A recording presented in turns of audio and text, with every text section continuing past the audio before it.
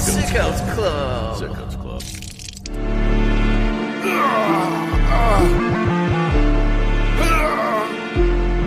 Hello, motherfuckers. It is I Blade Daily, and as the very groaning man in the song of our theme for Sit Down the Hard Way. Who's the best podcaster in the world?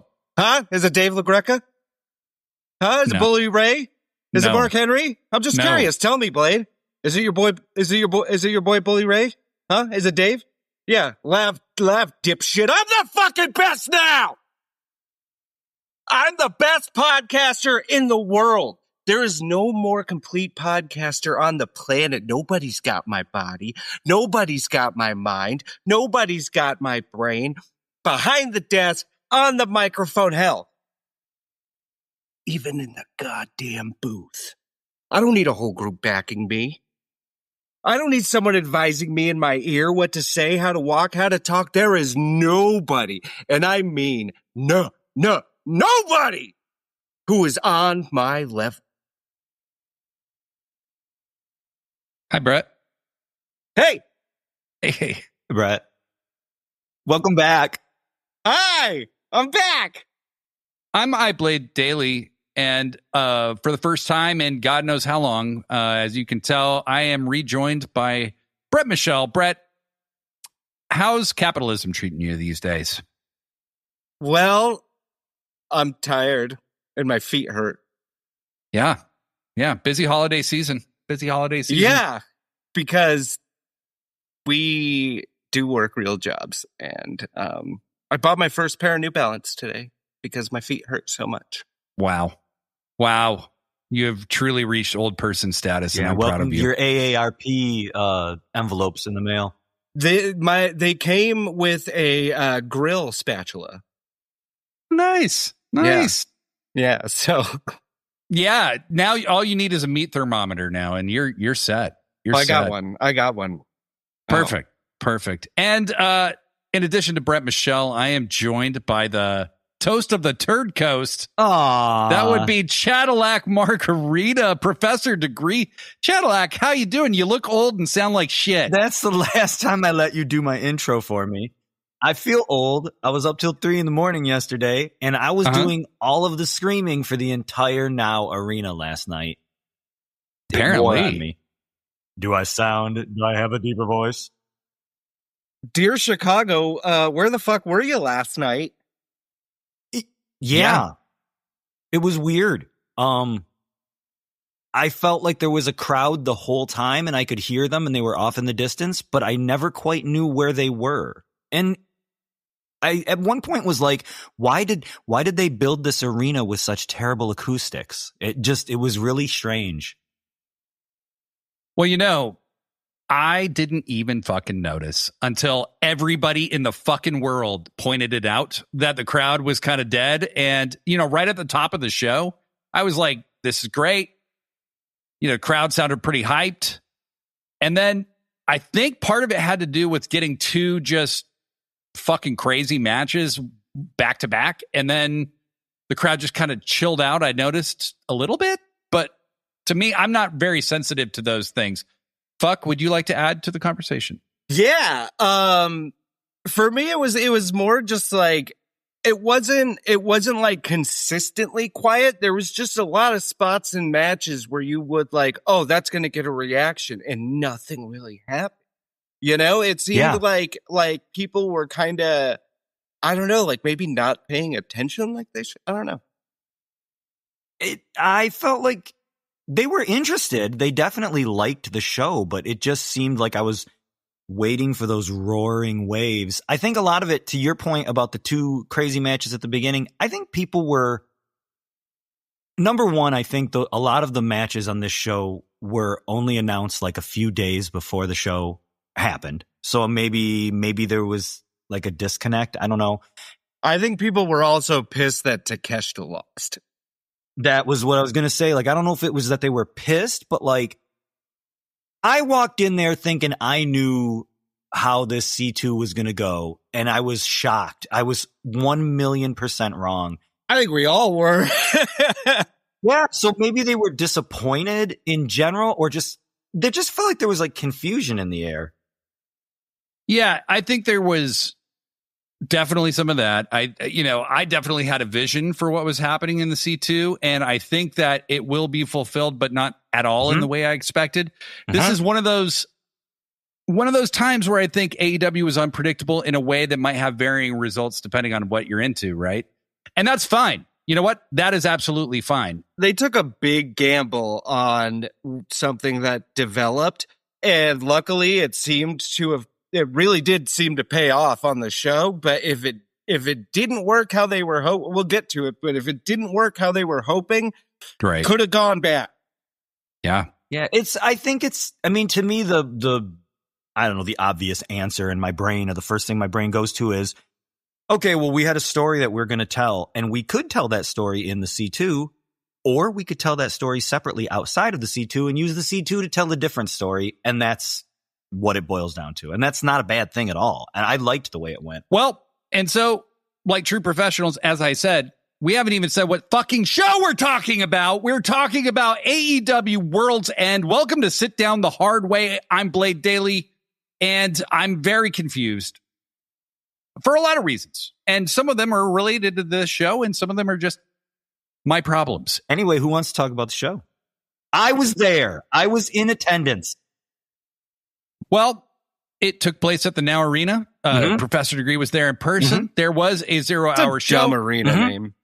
It is a dumb arena name. I miss when arenas were called cool things. Like in San Diego, we had Jack Murphy Stadium, and then it became Qualcomm Stadium, and then it was like fucking like something else, and now we've got Petco Park. You got Petco Park. Like we had the Murph. That's so cool sounding, the fucking Murph. Anyway. I don't even know what the name of the Sears Tower is right now. Is it not the Sears Tower? It's not the Sears Tower anymore, but like everybody just fucking calls it the Sears Tower. Come on. Anyway. What do they call the Statue of Liberty now? The fucking... It'll be the Liberty Mutual Statue of Liberty, or like the Statue of Liberty presented by Liberty Mutual, or something like that. Awesome. Co-sponsored by fucking Bank of America. Well, shit. There was a lot of good wrestling on the pay-per-view, as one would expect, right? I mean, that was no surprise to anybody. Like no matter what happens in an AEW pay-per-view, we could just assume the wrestling was fantastic. Yeah, dude, I bought my tickets before they even announced a single match. I was like, oh, fuck it, it's going to be good. You know? I just bought tickets to Dynasty in Vancouver, and I have no fucking idea. Revolution. Yeah. And it's like that's in March. Even like the day of, I'm like, oh God, we're going to a pay-per-view. Like, oh shit. Oh, this is it's going to be fucking amazing. I think I was saying that to you last night. Like, I'm going to see some shit.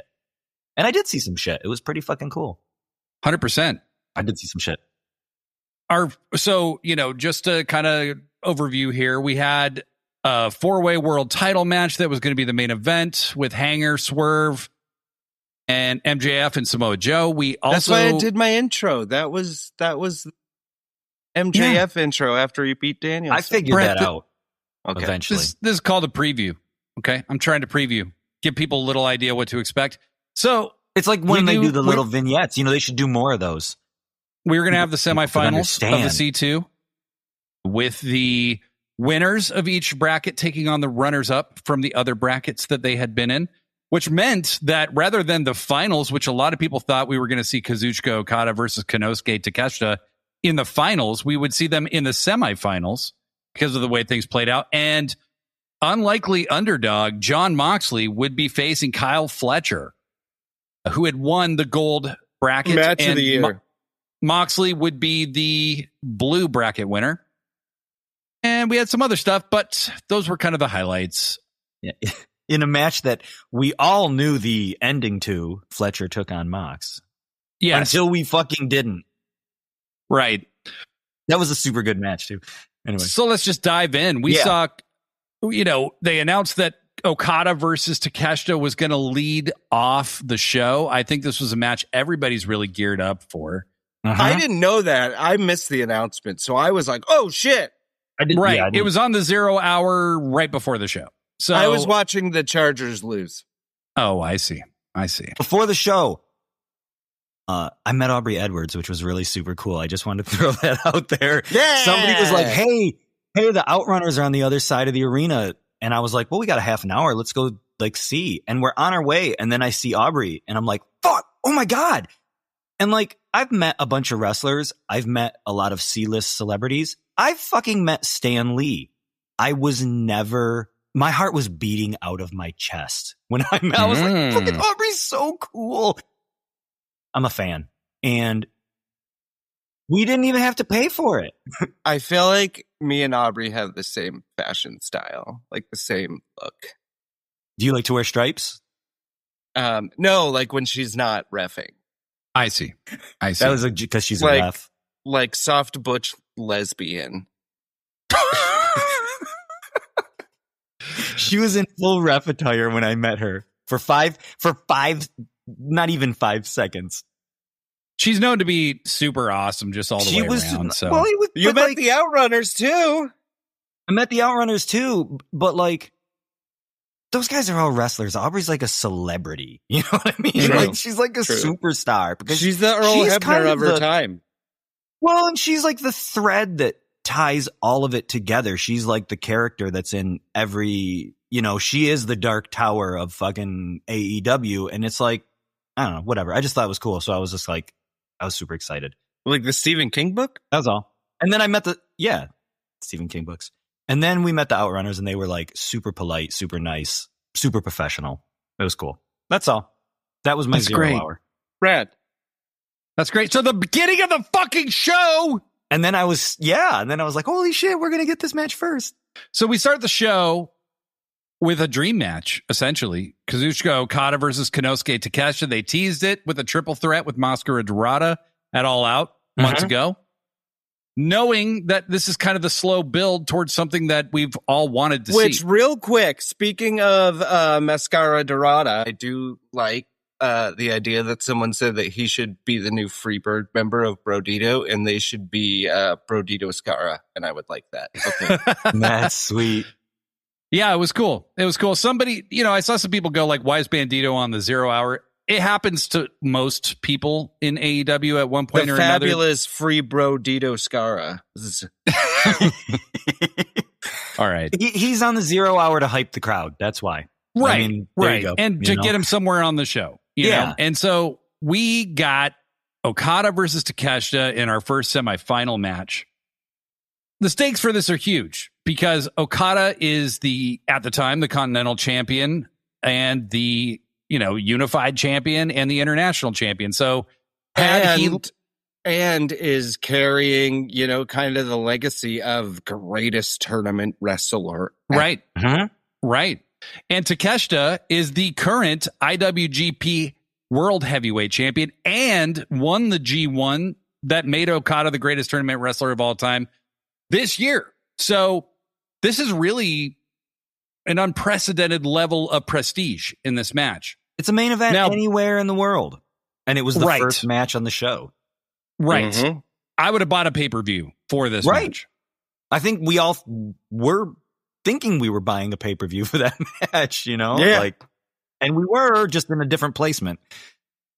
Right. And I think, this match went about 17 and a half minutes. It was a fucking great match that ended in an extraordinarily unexpected and unscrupulously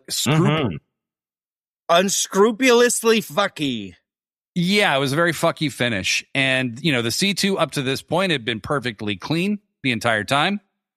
But Kazuchika Okada retrieves a screwdriver from one of the turnbuckle pole straps and stabs Okada with it and pins him.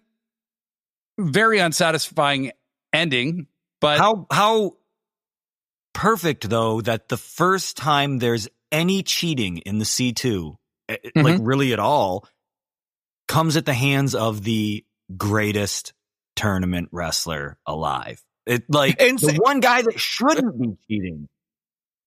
and someone who doesn't normally cheat to that extent, like Okada's been in this heel run, like he'll do a tight pull, he'll do some feet on the ropes or something, but he hasn't fucking stabbed a man with a screwdriver yet. Right. Those are like normal cheating things, wrestling cheating.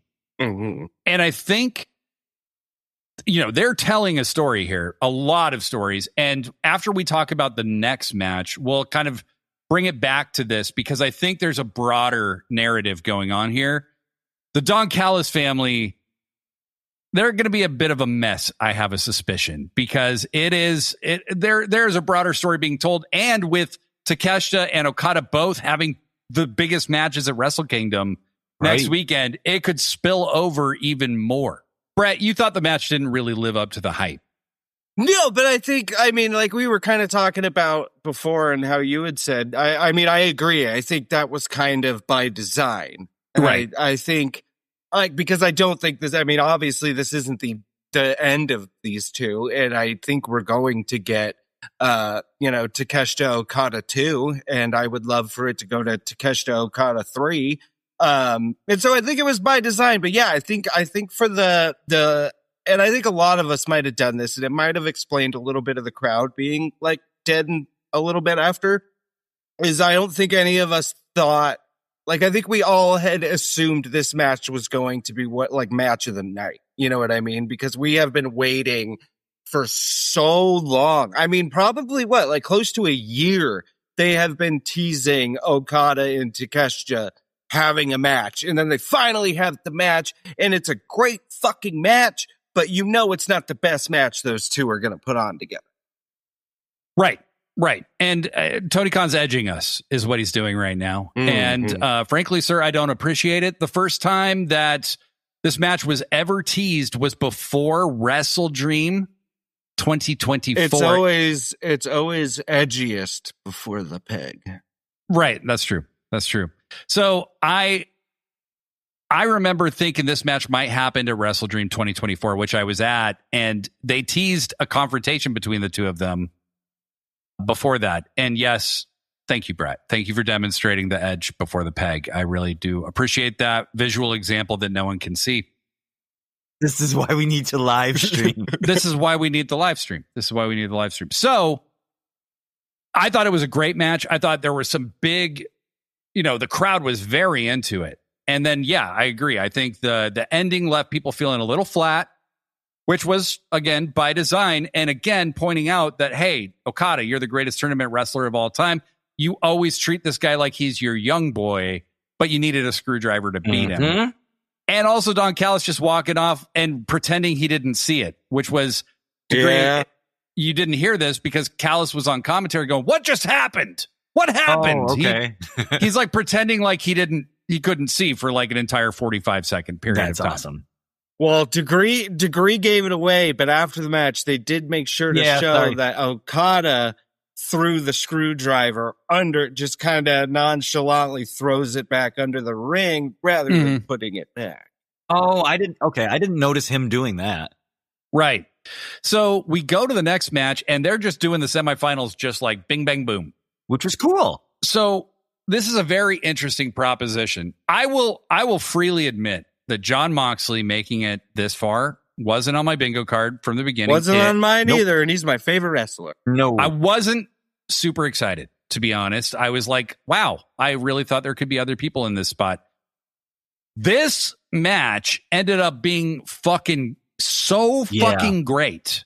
It's my match of the year. It bumped Bandito and Takeshita. It's my match of the year. Just not just strictly because of the wrestling in it, but just what happened in that match is the beauty of a well-told pro wrestling story in the ring. In the ring, right? You had Jon Moxley going into this match as a heel, he had been other than the matches in the C2, the whole year he's basically been cheating to win.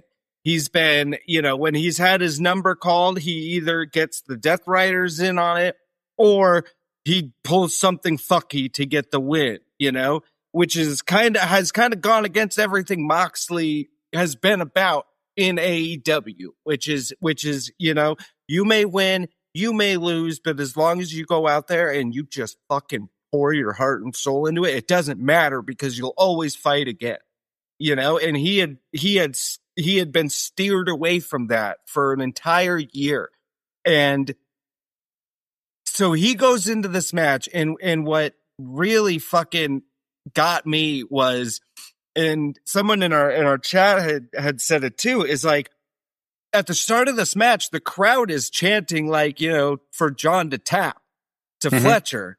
And by the end of it, they are fully on Mox's side, and they want Mox to fucking destroy that little twink, you know, just fucking destroy Fletcher. And he fucking got the win. I was pacing the goddamn living room by the end of that match. Well, and they did the thing where everybody kicked out of everybody's shit. Yeah. You know, they finisher, you know, Mox did the short arm kind of Death Rider, and then he did the big one, and Fletcher kicked out of both. Well, you know what I think helped a lot is how Fletcher started that match. Because he basically pulled the super heel move of, I'm not even going to get in the ring. I'm just going to keep fucking rolling to the outside, getting back behind the ropes. I'm not even going to let you touch me. And that really got the crowd against him, which I think helped a lot. Yeah. Yeah. Which shows how smart he is as a wrestler. Mox essentially is Steve Austin in 1997 with Bret Hart in the I Quit match, where he turns babyface over the course of a match. It's Hogan and Rock at Mania 18. Yes. Well, and it's even, I mean, to your point about Fletcher just knowing what to do, knowing how to control the crowd. When he came out to a pretty big pop. And I'm like, oh shit, okay, people are behind. Like, we all like this guy. And, you know, to your point, very quickly realizes, okay, I gotta get people booing me. I gotta get people against me right away. And the finish of the previous match certainly helped with that too, but sure. Yeah. Well, so I think, and also they made sure to mention that Don Callis was not out there for Kyle's match. So Don wasn't on commentary, and they made sure to point out that he was supposed to be, which I thought was a nice touch. That's what's cool, is that we're going to end up getting a 3-way split. Like, the schism in the Callis family isn't just going to be 2 ways. It's going to be bigger now, and that's cool. I just wanted to add too, with Kyle's instincts and everything, like, because nowadays it's tough to just be a heel. You know what I mean? Ever since the Attitude Era, wrestling fans, there's a lot of us who we like a cool bad guy. You know what I mean? And Kyle Fletcher is a cool bad guy. He's an amazing fucking wrestler. So you want to root for him. And what he does so well is he does it every fucking week. He comes out and I'm like, fuck yeah, Kyle Fletcher. I fucking love this guy. He's like one of my new favorite fucking wrestlers. And by like 2 minutes into the match, I'm like, oh, this little shit, they better fucking, whoever he's wrestling, I want to destroy him. You know what I mean? He's just so good at that. He is very, very good. And he has had a banner year. We talked about that on the normal edition of Sit Down, Shut Up, Mark Out with Justin. Breakout wrestler of the year in Sports Illustrated. Well, and really just like pretty much impossible not to say that about the guy. Like, incredible year. And really, he should be in your consideration for Wrestler of the Year. Mine is Bandito. I understand if people have other opinions, but Jesus Christ, this guy is right there. Mine was Bandito, but like the more I thought about it, it's Fletcher. Fletcher is my Wrestler of the Year. Well, and so we get this great match. These guys are, you know, putting each other through the ringer. Fletcher's kicking out of everything. Mox, you know, doing his part to put him over while also calling on the crowd to help him kind of come back, you know, and showing so much heart. Dude, when he was in, like, I think Fletcher had him in some sort of leg, something or other, and he's just shaking his arms and he's like grabbing for the ropes, and it's like, I mean, it was just so, you could not help but get into that, like, get behind that guy. I don't know if you know this yet, Degree, because you were there live, and I don't know if you would have noticed it, but so Fletcher's working on Mox's leg the whole match, right? And he gets Mox in the steps, He's got his leg in the steps, does a little drop kick to the steps. When he chipped his tooth? Yeah, so he pulls and I think that's when it happened, because he pulls the steps back to let John out. And when John falls to the ground, I noticed him like real quick grab his mouth and start like looking at his mouth. And then later in the match, you realize, oh shit, did he lose or chip a tooth? Oh my God. Yeah. And he has to sell his ankle. Yeah. And he's got to sell the ankle. But so and this is great, is because and we'll bring it up later, but this plays into his match later, is Kyle really fucked up his ankle. And even after Mox wins, Kyle attacks him after and goes back at the leg. Right. And that's where, again, so I had my predictions for these two semifinals. Both were wrong. But then when Mox is all fucked up, I'm like, oh, well, it's going to make him sympathetic and he'll lose. We'll get to, I mean, I'm sure that everyone knows the results. I'm not spoiling anything. And so again, I'm like, okay, round one was wrong. I got my second round of predictions. Well, guess what? That one was wrong fucking too. I was wrong about everything but the main event. Well, no, I was wrong. I was right about two things. I was right about Okada and Takeshita. My booking in the end was in my brain. I'm like, okay, it's going to end up being Takeshita versus Fletcher. Fletcher's going to beat Takeshita, and now he's got to win over the IWGP champ, and he's got the Continental belt. And, you know, and I'm like, got this fucking map of like with the little red string and everything, and my conspiratorial. Mine was essentially the same, except totally replaced the Don Callis family member. I had Fletcher beating Okada, and that putting the three-way rift. It would have worked either way. Yep. When Takeshita and Okada wasn't a final, I started to get the feeling that Okada would win. Mm-hmm. Yeah, but same. I thought that also would mean that Okada would win the tournament. I started to think Okada was going to win the tournament. Well, I thought Okada would end up. I thought if it wasn't going to be Fletcher, it would be Okada to set up something with Kenny down the road. Yeah, well, and there would still be the issue with Takeshita, and so and there obviously still is an issue with Takeshita. So it's like you have it booked every single possible way you could ever imagine, except Moxley winning, and then he did. And this is what I love about AEW. This is what I've loved about AEW this year is like I've been legit like for the past maybe like 4 or 5 years, like I've been able to go into wrestling shows and feel very confident that I know what the hell is going to happen. And this year in AEW, I'm just like, oh shit, I was not expecting that. And I don't hate that. I like this, you know? No, well, that's the thing is like, I always, you know, when something bizarre happens, I ask myself, well, okay, well, why did they do this? Like, don't look at it like, oh, the thing I wanted to happen didn't happen. Look at why they did it. And with AEW, it always makes sense. It always adds up, and there's always a logic to it. Whether or not you agree with it or like it is different, but there's always a story that makes sense, and this did as well. And we're only 2 matches deep. The match ends with Fletcher desperately searching for this screwdriver that he suspects is there, and it's the screwdriver that Okada used on Takeshita and didn't put back. And so that's directly leads to the finish, because as Fletcher is trying to find this fucking screwdriver, Moxley pulls him down in a choke, and Fletcher ends up losing by a submission essentially, but he didn't tap. Technical submission in 22 minutes. The crowd is very much on Moxley's side. The finals of the C2 is going to be Okada and Jon Moxley later in the show. And essentially the story that they painted here is that Okada screwed Takeshita and Fletcher and kind of sold his soul and he tainted the entire point of the C2 to get to the final. And if he's who he says he is, which he's clearly not, or he feels some major insecurity about, he wouldn't have done any of this. That fucking dovetails so nicely with what Brett was saying about Mox and the whole, like, you've got to bring it to the forefront. You got to bring all your, you know, he's trying to change AEW by showing them what they can really be. And then this motherfucker goes and does that. Really? What? Okada? Come on. Like, that was cool. I don't know. Cool parallel. Yes. And I was perfectly fine with all the results to this point. I really was. Like, I thought it was a great two great matches. Okada and Takeshita will be better when they do it. But I think what they're doing is making this a bigger match when it's just for between those two to settle some shit, Okay, so moving on, we have FTR with Stokely versus the Bang Bang Game, that being Juice Robinson and Austin Gunn, in a Chicago street fight for the AEW World Tag Team Championship.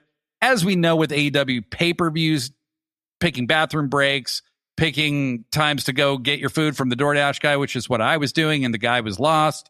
And so he was driving all over the place except for where I was. And I'm that guy in an apartment. I ordered a Little Caesars pizza. But I'm that guy in an apartment who actually comes out to meet the guy, doesn't make him try to figure out my door code and all that shit. So I'm out there standing there waiting. I'm like on the phone trying to instruct this guy where to go. He's just hopelessly lost. So I missed a good chunk of this match. So I'm going to throw it to both of you. Brett, talk about this match a little bit. Well, I just loved that Austin Gunn came out looking like Donatello with a trash can lid and a kendo stick on his back. I fucking popped so hard for that. Obviously, Bang Bang Gang, best fucking entrance in the game.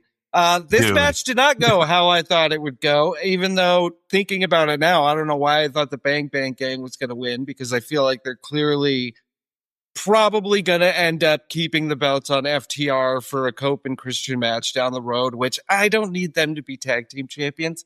Agreed. Cope and Christian. I really hope if that match does happen, which I think it will, that they put over FTR, because love him or hate him, FTR really is one of the greatest tag teams of all time, in my opinion. Agreed. It was a fun match. It was a lot of fun. Nobody could hit a table right. No. At all. There was a spot where I think it was Cash goes to dive out of the ring to they got the table set up on the on the barricade, right? Like kind of leaning against the barricade. And he goes out to take out one of the Bang Bang Gang members, misses him, puts himself through the table, and Austin Gunn has to kind of like fall backwards and pretend he gets hit through it. And then later, Stokely's on the apron, and they got a table like on the ground, and they knock Stokely up the apron, and he completely misses the fucking. He slid. He kind of hits it, and he just slides off of it. Like Jesus fucking Christ! I saw a clip of that later. Yeah. I mean, there's not much to say technically. I mean, it was a great match, and there was the finish was great, man. By the end of this match, I had no idea who was going to win. There was a lot of good false finishes. And one thing that I love AEW does is, for a long time in wrestling, when you would get the big false finish, there would be, and this is why I don't agree with when MVP, who I respect greatly, I don't agree when he says there's too many false finishes in matches, because I think it gets too predictable when you have like the one big false finish and then it's like, okay, well, they're not going to win the match now. This match legitimately had about 4 or 5 pinfalls where I thought that could have been it right there. But in the end, FTR pile drives the shit out of, I think it was Juice, like 3 times, and they get the pinfall for the win. Juice ends the match looking like he had been just plastered with tomato sauce, which was still beautiful. Yeah, degree. My only bit of feedback for anything is I'm literally walking through the front door, finally with triumphant with my pizza. And they're like, okay, and FTR wins. And I'm like, God damn it. I missed an entire match. What did you eat at the arena? Well, yeah. What did I eat at the arena, or what did he eat? Yeah. Well, we're talking about food. I just had popcorn at the arena. We just had popcorn and water. Before we went to this barbecue place that was really good. Yeah. Water. I know. Crazy. You didn't even get like a lemonade?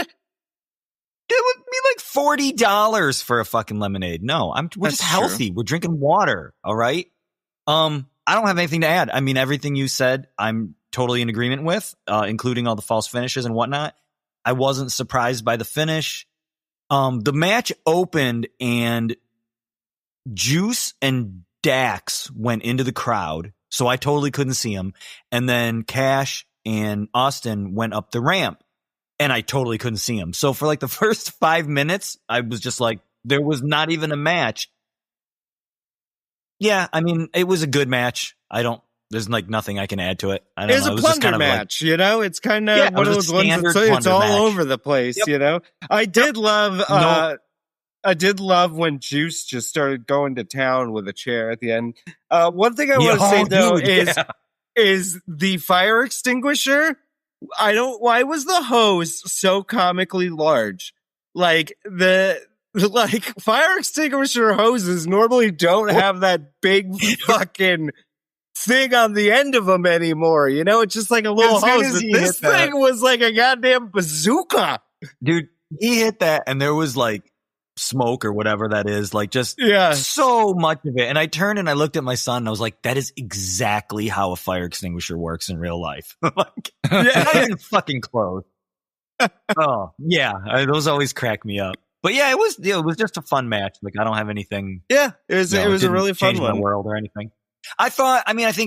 I assumed Switchblade was coming back, or maybe the other gun, Colton or whatever. Yeah, well, that's a kind of a thing. Is I think a lot of us had some ideas of people who could be returning on this show, and we didn't have any big returns except for Ortiz in the pre-show. But cool. It was cool, except for when the guy next to me was like, "Who's that?" And I was like. And I mean, I think it makes sense though, because the Gun Club lose, and then they're like, we got to get our buddies, and then they bring them back, band, So the Gun Club, and I want to add something. This is probably the right time to do it. This is a message for a lot of wrestling fans, but it is specifically for the man who was seated in section 118, row 17, probably seat. I think it was like seat 7. You were wearing a belt. Why don't you fucking tighten it so that I don't have to look at your whole entire ass every time you stand up to cheer? Thank you. Whoever you are, if you're listening to this show, it was fucking disgusting. It wasn't even a seated crack. It wasn't even a crack. Every time he stood up, this guy, his entire ass was showing. And like he would like underwear for cheeks. No, his whole fucking ass, his cheeks. And it was like, dude, number one, you have a belt on. This has happened 4 times already. Just goddamn, dude, grab your fucking drawers before you stand up. So if you're a wrestling fan, that's a good PSA. That's called pulling a Nana. So because we have had a few occurrences with Prince Nana where his whole ass falls out of his pants. Yeah, but yeah. At least he's on my television and not sitting right in front of me. It's because most of you boys don't wear your pants where they're supposed to be worn. Right. You don't wear pants on your waist. You wear them on their hip. Yeah. A lot of dudes don't understand where their waist is. And I think that's a big problem. Yeah. Because if you look at like guys from the 50s, it looks like they're pulling their pants up to their tits and shit. And it's like, but no, it's just at their waist. This has been extremely educational. Thank you both. I usually wear higher waist pants though. I'm a high waist. Are you a high water? Like like no, I do a cuff usually at the bottom though. You do a cuff at the bottom. Okay. And you're taller, so I am. I'm 5'11". I'm an Amazonian. Mm-hmm. So if that's your thing, you're a Slamazon. Hit me up. Hey, all right. I'm single and not even ready to mingle. Don't hit me up, please. Don't hit Brett up. Don't hit Brett up. So I'll ignore it. Right. What was the next match? It was the Babes of Wrath defending the AEW Women's World Tag Team Championship versus Mercedes Moné and Athena. Now, I was excited for this, and what I really enjoyed was Athena shooting out like a rocket. Jesus. Well, and Athena also coming out first, then Mercedes music hits, and Mercedes is acting like a delusional freak. during her entrance. And I loved Athena just being like, okay, you are a lot right now. You are just a lot right now. I said that it got zero traction in our Discord chat, but I said Athena is like the designated driver for Mercedes delusion tonight. Athena was the Blade Daily to my Mercedes Monet. Yes, yes, exactly. So Athena did a great crazy bitch. Yeah, and Athena's usually kind of in the crazy bitch role with her minions, but she's almost like playing the minion role to Mercedes in this match. Babes of Wrath come out. What did you think was going to happen at the beginning of this match? Well, I thought Babes of Wrath were going to win. I did too. Yeah, I did too. I thought there's no fucking way they're gonna screw these two out of the titles already. Not that quick. Especially because the story they're telling right now is the crash out of Mercedes too. Right. But I did like the psychology of the match though, because they really did play into Mercedes' selfishness. Kind of was a big contributing factor to the loss, because Harley and Willow are now an established team. They work well together, and Mercedes really just wanted this win for herself and not for her team. Yes, and I thought that Mercedes, and this is where the basicness, is that a word? Basicness of a lot of wrestling fans starts to really stand out. Mercedes is overcompensating, okay? She's filling herself up full of bullshit because she is actually deeply insecure about herself right now, okay? Because she keeps losing. And she cost her team the win due to this drastic overcompensation. So she's acting like, hey, nobody can fucking touch me. And Athena's like, no, you're quite touchable, actually. Great match, fun match. I thought Harley Cameron did started moving a little too fast a few times for her. She missed a few things because she was just maybe a little too eager. And that is not a huge diss or anything. Like, just for growing the level pains. Exactly. I mean, she's great. Yeah, for the level of experience she actually has, for her to be functioning at the level she does is incredible. She's come so far, and it's so rad to see, because I think she's someone who's going to be a standout for a long time, and I think she's only going to keep getting better and better. Yeah, agreed. Yeah, I agree. There were a few moments, like you said, where something was a little bit off, but it never looked like she's the weak link and these other three amazing talents are covering for her. It never looked like that. She looked like she could hang with them. Like, it was cool. The whole match for me felt like the whole vibe I kept getting was like, this is, when like you see like a picture of like Lex Luger holding the WWF title, and they're like, we just wanted to see what crowd reaction would be. Like, this whole thing was, what do you guys think about Willow getting this belt from her? Because that's just the whole thing I saw. Just Willow. You like Willow, don't you? We like Willow too. Willow's probably going to get a big fucking push pretty soon. She's already getting a big push, Right. But it was like, possibly test marketing, kind of the idea of Willow. Felt like, taking the belt back. It was a fun match. Super good. Well, because she lost the TBS title to Mercedes. So I think that, so that's, that there would be some poetic finality to that. But basically, Willow wins with this really fucking dope roll up that I've never seen her do anything like this before. And I've never even seen this roll up before. But that's the type of shit you learn in wrestling school or something that you never use. This was a really cool finish to the match. Mercedes just got caught. And boy, was this woman pissed. And Athena is no longer the DD anymore. She is not the designated driver. She is scowling at Mercedes like, you fucking dick. You fucking ruined this whole night. Fuck you. So good. Mercedes' reaction to losing was so great. And then there was later on. Yeah, and I don't remember where that happened exactly, so we'll just talk about it now. Mercedes' crash out segment was essentially me during the entire Charger game yesterday. Yeah, that was me with this DoorDash that I was waiting for. That was essentially me. So Lexi Nair is backstage, and she is trying to get a word with Mercedes, who just kind of pushes past her and goes in this room, but leaves the door conveniently cracked. You see in her dressing room, she has a giant neon M, which I thought was like, that is a douche-ass move to have in your dressing room.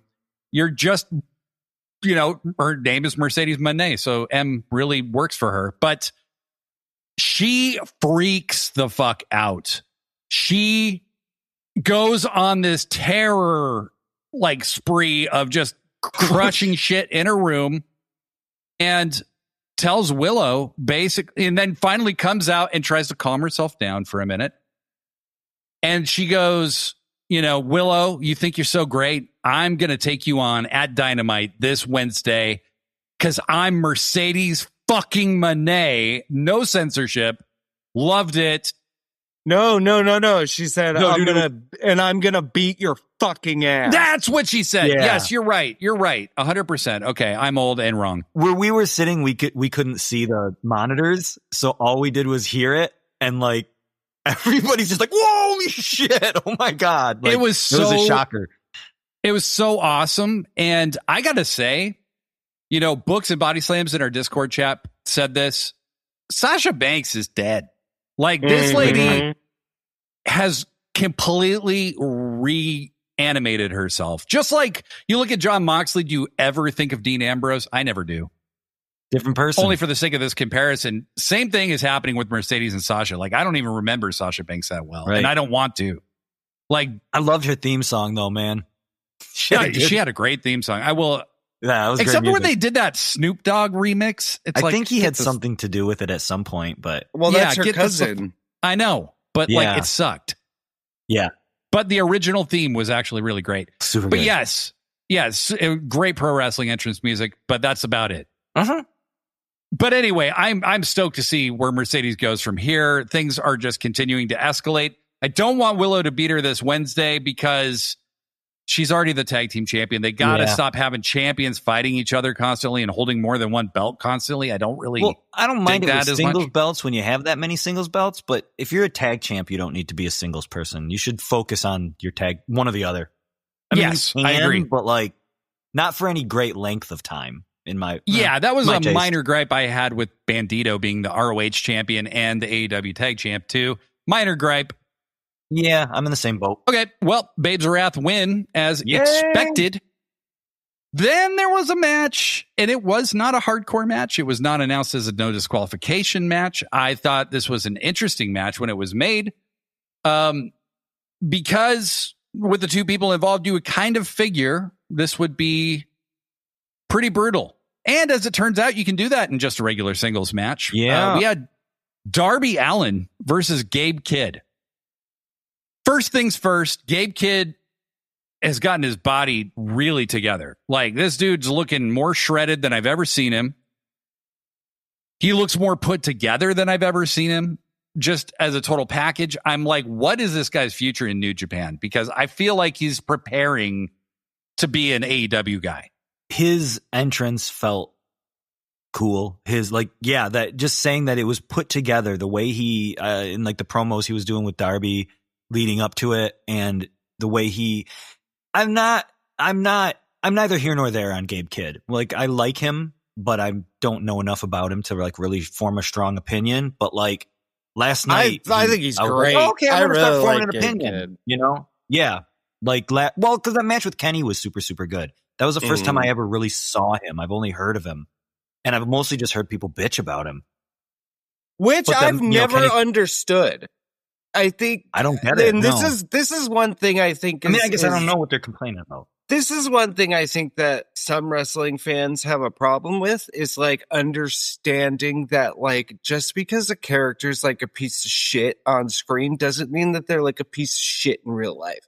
I know a lot of people oh, I don't like Gabe Kidd. He's a fucking douchebag. I get. I mean, as a fan, he's you're supposed to not like the guy. Though. Yeah, but I think people that's the thing with wrestling is I think some people aren't able to just hate the character. They take it a little too far and they think it's the actual human beings, like how they are as a person. It's like, oh, you're overlooking a great talent just because you're assuming this is how that person is in real life. Right. And you're not hating them.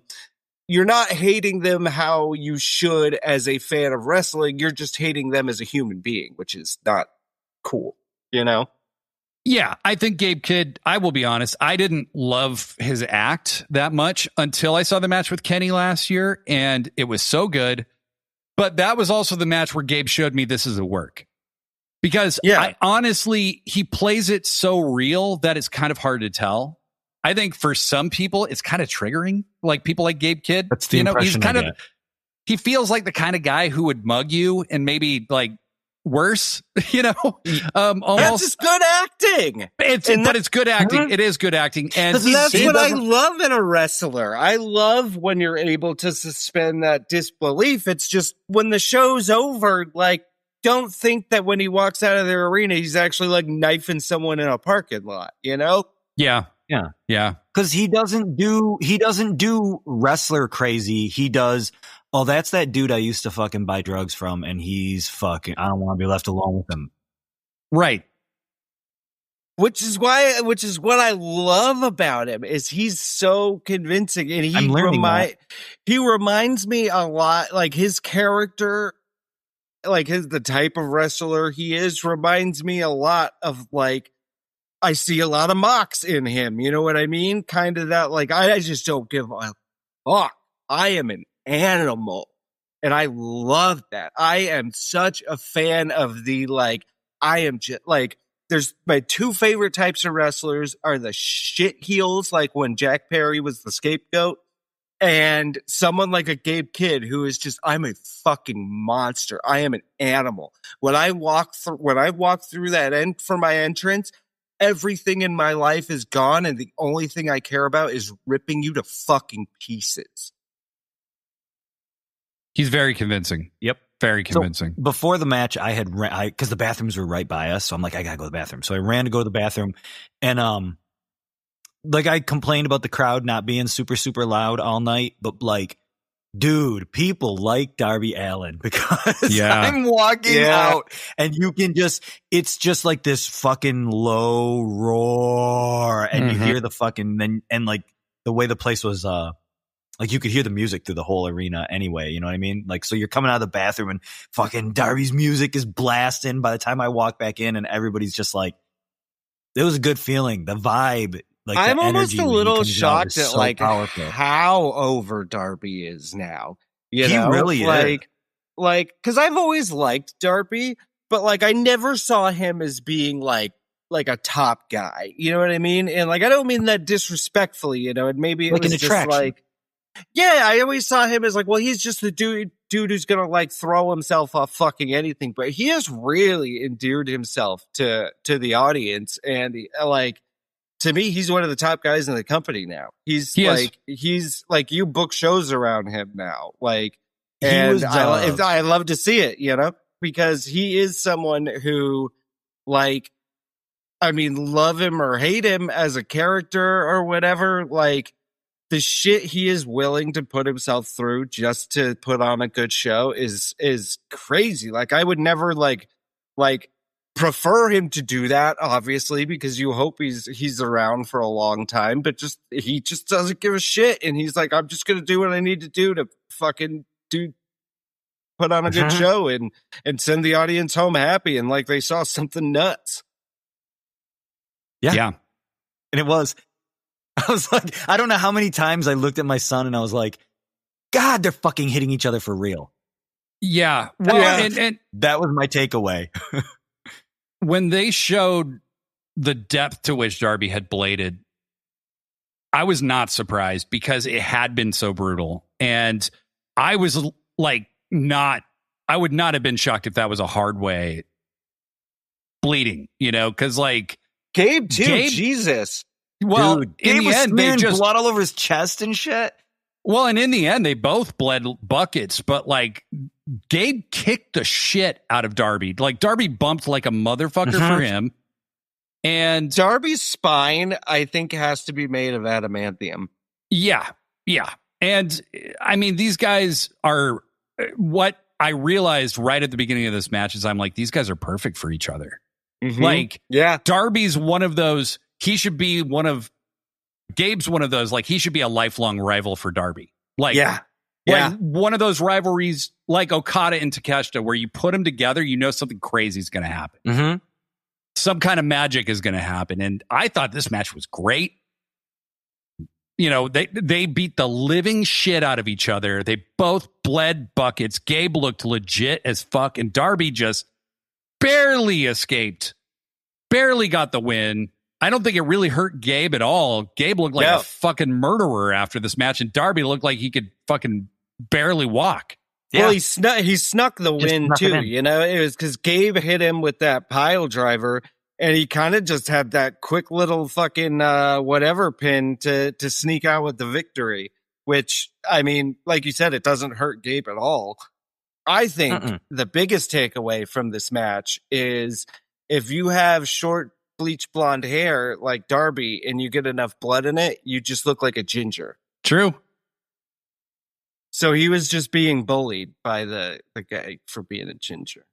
And it wasn't the longest match ever either. It was less than 13 minutes, and it didn't need to be. It was such a great spectacle of a match that I thought, hey, you know, this was perfect length. You know, I thought Gabe might actually get the win because he has been so, you know, ubiquitous with New Japan. It's almost Wrestle Kingdom time. I thought maybe Darby's injured. You know, they've put that in there, but I thought the way Darby won didn't hurt Gabe at all. No, not at all.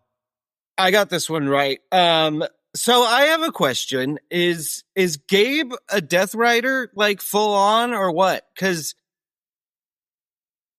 he's not always with them, but he was definitely wearing a Death Rider hoodie the other night. And I just want to, is he just like a full on member of the Death Riders? All of his gear was not, I didn't see any New Japan logos. I didn't see any War Dog stuff at all. Right. And I had said in the chat, like, do we think he's like all elite at this point? Because like, it feels like they've been building up to that. Mm-hmm. You know, he's been the most consistent. Because he has had like run-ins and stuff, but now he's being booked on shows. Like what was the last pay-per-view he was on? Forbidden Door. Right. Didn't he wrestle it All In too? He might have. I don't remember. He was involved in the finish. Guts, maybe. He was in a trios match at All In. I think the first match, because he was a member of the Death Riders in the first match. Because I remember, I thought he came out looking cool as fuck in the entrance for that too. Remember he was like screaming backstage, and then Claudio's like, "No, this way. You got to go." And this then way. he was like crawling and shit. Like yeah. Oh yeah, he got almost a little too excited. Yeah, that was great. That guy's, I mean, so far, like I said, I've probably only seen 3 matches or whatever, but he's cool so far. So getting into the next match, the Mixed Nuts Mayhem match. Now, this match at a glance felt very random, very thrown together, and it felt like a 0-hour match. Quite honestly, you know, even though the people involved are, you know, big names in the company, it just didn't feel significant. And boy, was I wrong about that, because this was legitimately one of my favorite matches of the night. It was so much fun. Timeless Tony Storm, Roderick Strong, Mark Briscoe, and Orange Cassidy, you know, spoiler, defeated the Death Riders, Claudio Castagnoli, Daniel Garcia, Wheeler Yuta, and Marina Shafir by pin. This match was so much fun. Degree, why don't you kind of weigh in on the live perspective? So Tony Storm got a fucking massive pop. Like, she was one of the few people that really got like the hero's welcome. This, I'm in agreement. This was one of my favorite matches of the whole night, and this is one of those points where I know, like, we all like to clap our hands and chant, "This is wrestling," and we do it for these technical masterpieces. But this was wrestling. The the shit with the hands in the dude, when Marina did the fucking hands in the pockets, that was in the back like, pockets. Yeah. Totally did not expect that from her, but she said, fuck you. I can do this fucking pocket bullshit, you know? The ballroom dancing stuff was like, this is wrestling. That, like, the showmanship of it. When Marina and Roddy squared off, I don't want to just keep giving everything away because I don't know what you guys want to talk about. Go ahead. I just I just had the biggest smile.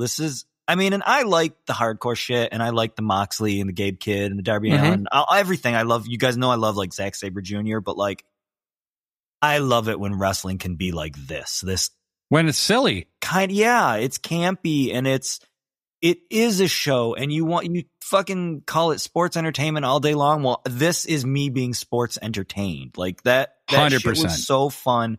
And those characters are the people. We've talked about Orange Cassidy a lot as being like the gateway drug. He's the guy my wife loves because she doesn't like wrestling, but she sees him and that gets her, she sees it on a different level.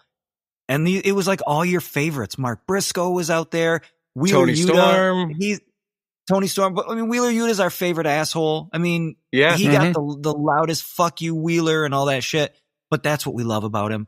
All the characters. Tony Storm getting the fucking the tango. The Claudio gave it the big swing. Yeah, like that. That was great. Yeah, that was awesome. Somebody said this online, and it was not me. And but whoever they are, you're awesome. They were like, okay, after the mixed nuts match, let's just make the trios belts intergender. And I was like, yep, I agree with that. That's fucking I agree with that. And this match felt like that to me too. Like, I'm like, you're just testing the waters, you know? Like, they did all these things where it's like the bad guys would almost punch a girl, but then they couldn't. And the good guys would never punch a girl. I've got your first intergender trios champions, and that for me would be Jet Speed and Willow. Yeah. Oh, yeah, absolutely. Yeah. Let's not put all the belts on Willow at once. Yeah, though. that's true. Let's give it some space. I loved Roddy and Marina face to face. And Roddy, you could tell he's kind of got that like, hey. And Marina just starts kicking him. Kicked him right in the face. And then she turns around and he slaps her super hard in the back. Oh, and Tony German suplexing Yuta and Daniel Garcia. Yeah. I mean, it was so much. And then, she like fucking hit the, what is that? They call it, it's the ass smasher is what I call it. But, people call it a hip attack or whatever. She hits that on Wheeler Yuta. It was so much chaos and fun. Tony, taking the big swing from Claudio was awesome. I could have done without Shivani saying, "Hike 'em up, girl," when Tony pulled her tights up to do the ass smasher. Yeah.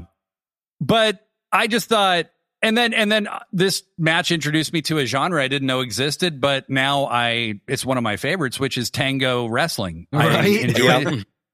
So Orange Cassidy and Tony are basically the male and female equivalents of each other in AEW. They are the casual fan introduction point to AEW. And now they might be in a throuple with Mina Shirakawa, Well, and I loved Orange Cassidy getting like play jealous of Mina when she came out and he like jumped into Tony's arms, and that was so much fucking fun. But when they were doing the tango spots, like, I mean, that was so much. It was a blast. Goofy shit, awesome fun. This is one of those moments where AEW shows you how much they understand wrestling, just on a fundamental level, all aspects of it. And this is what I always say, I think, is what makes an AEW pay-per-view or just any show from AEW so good is because no matter what type of wrestling fan you are, there will be something on the card for you. You're gonna get a crazy fucking blood and guts match. You're gonna get a technical masterpiece, a few of them, and you're going to get a fun as fuck match. And it's not how some other companies do it, where everything is just an over the top trying to be this big dramatic episode of fucking CSI or Severance or something. Like, whatever you like as a fan of wrestling, because there are so many different styles of pro wrestling, there is something for you on an AEW card. And it paces the card out nicely too when you go from this fucking brutal Gabe Kidd Darby Allin thing, and then the next thing you do is this goofball shit. Like, it kind of like allows your emotions to regulate sort of as you're watching. Yeah, if that makes sense. Yeah. So yes, it ends when Wheeler Yuta gets fucking the Jay Driller into non-existence, and very feel good match, super fun. So from there, we go to the women's world title match between Chris Statlander and Jamie Hayter. This is one of my favorite matches of the night on a pure wrestling level. I thought same. These two are also perfect rivals, I think. Yeah. I would love it if Jamie turned heel, quite honestly, and had a longer rivalry with Stat, because these two are just made to beat the shit out of each other. Yeah. They're great. Just fucking hard hitting. Yeah. Their styles together work fucking perfectly. Because someone had said in our chat is that Stat wrestles like a heavyweight, you know? She's not flippy. She's not, like flying 1,000 miles an hour all over the place. She's, I mean, I know we talk about, Hayter hits hard. So does fucking Stat.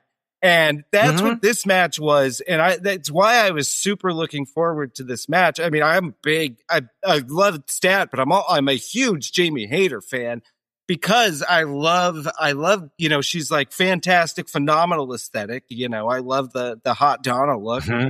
But she's in the true vein of a British brawling wrestler. And, she's just going to take your fucking head off. She's a bruiser.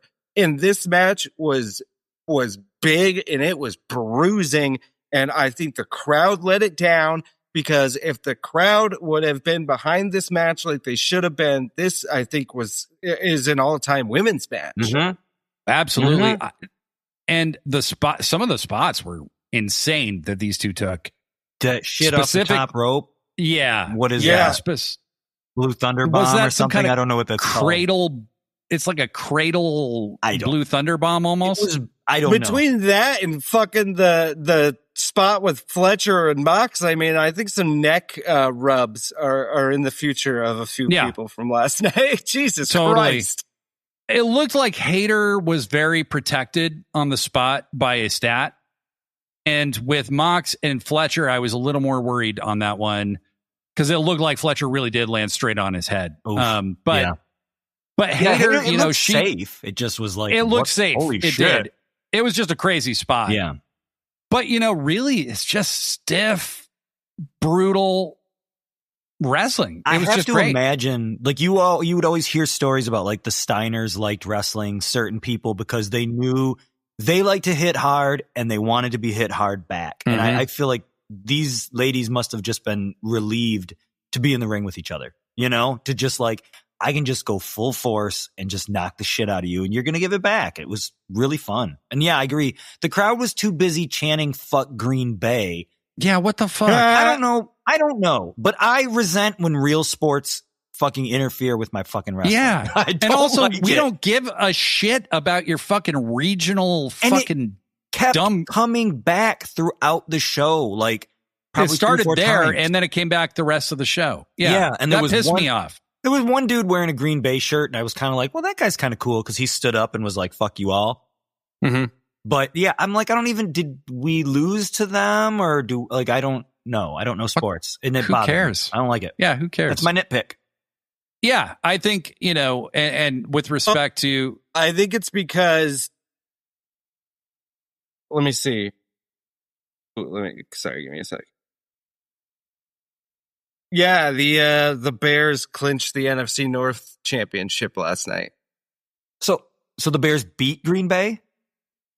No, but they won their game. Right. I've had people start Seahawks chants at fucking wrestling shows before. It just sucks. I always feel like sometimes like ashamed to admit like how into football I am because it makes me feel douchey. But I don't know. I love. No, you're a big fan. That's cool. That's cool.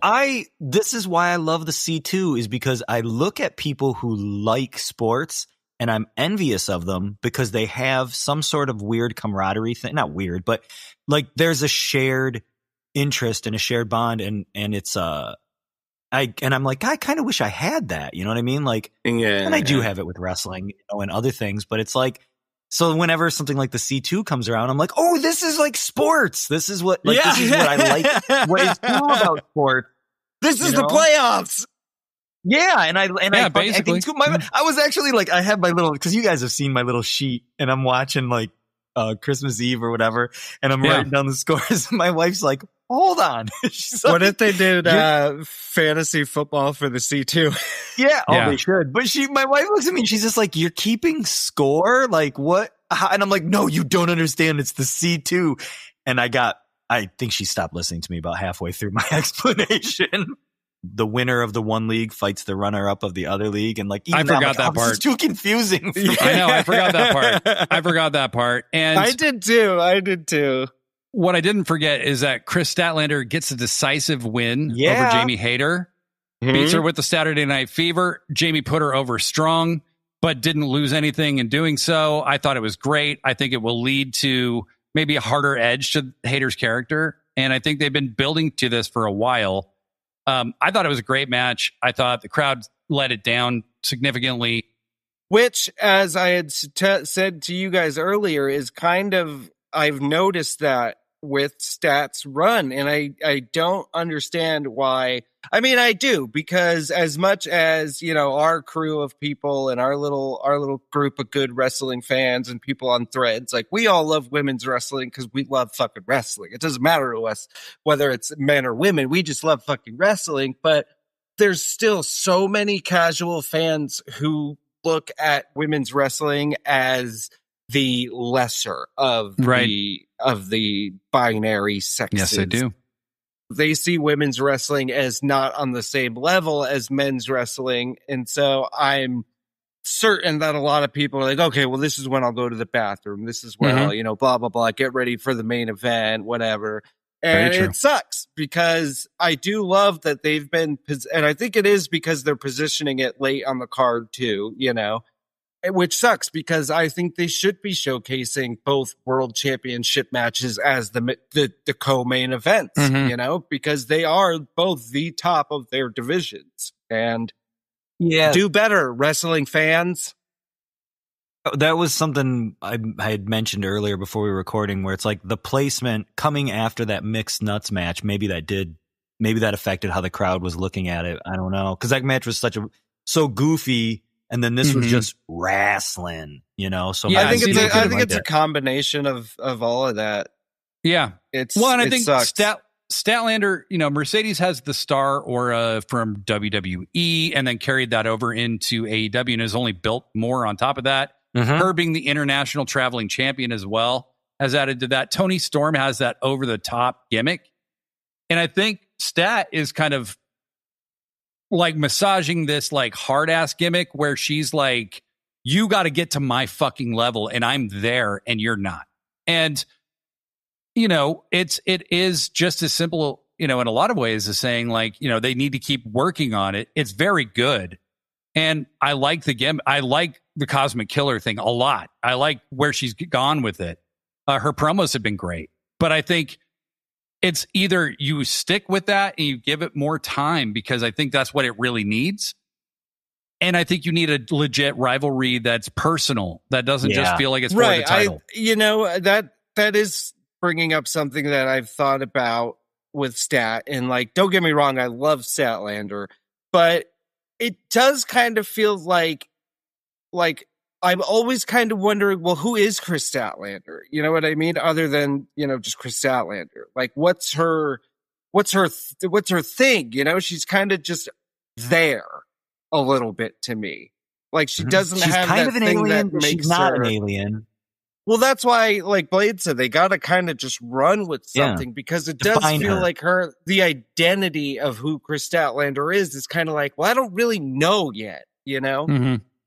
Yeah, because, well, and like all of her matches and her promos and everything is just like, you want to fight me? Okay, I'll fight you. I'm at this higher level. And that's cool, but yeah, it's just like, it's like all the pieces are there and they're almost finished cooking, but you got to leave it in the oven like 10 more minutes, you know? I don't know. Well, and I think just explain more about who she is, where she comes from, you know, explain that she trained with MJF, explain that, you know, do all that stuff. Did you see the scrum? Any of the scrum afterward? No. So I watched a little bit this morning. All I watched, and I never really watched those. All I really watched this morning was her interview. And you know, she just did like 3 or 4 questions, and I thought she came off really personable. I thought she seemed really likable. Like, she's great. I was just like, what? Like the stat that I saw in the scrum is the stat they should be trying to tap into or trying to work towards, because she's a teeny little bit flat. And if they could get that, because she seemed like in the scrum, it was like, oh, this is the real person. You're fucking cool. Like. So I don't know. I've been trying really hard not to like shit on any wrestlers or anything, and I don't mean this to shit on Stat. Well, yeah, I hope I didn't sound like I was. No.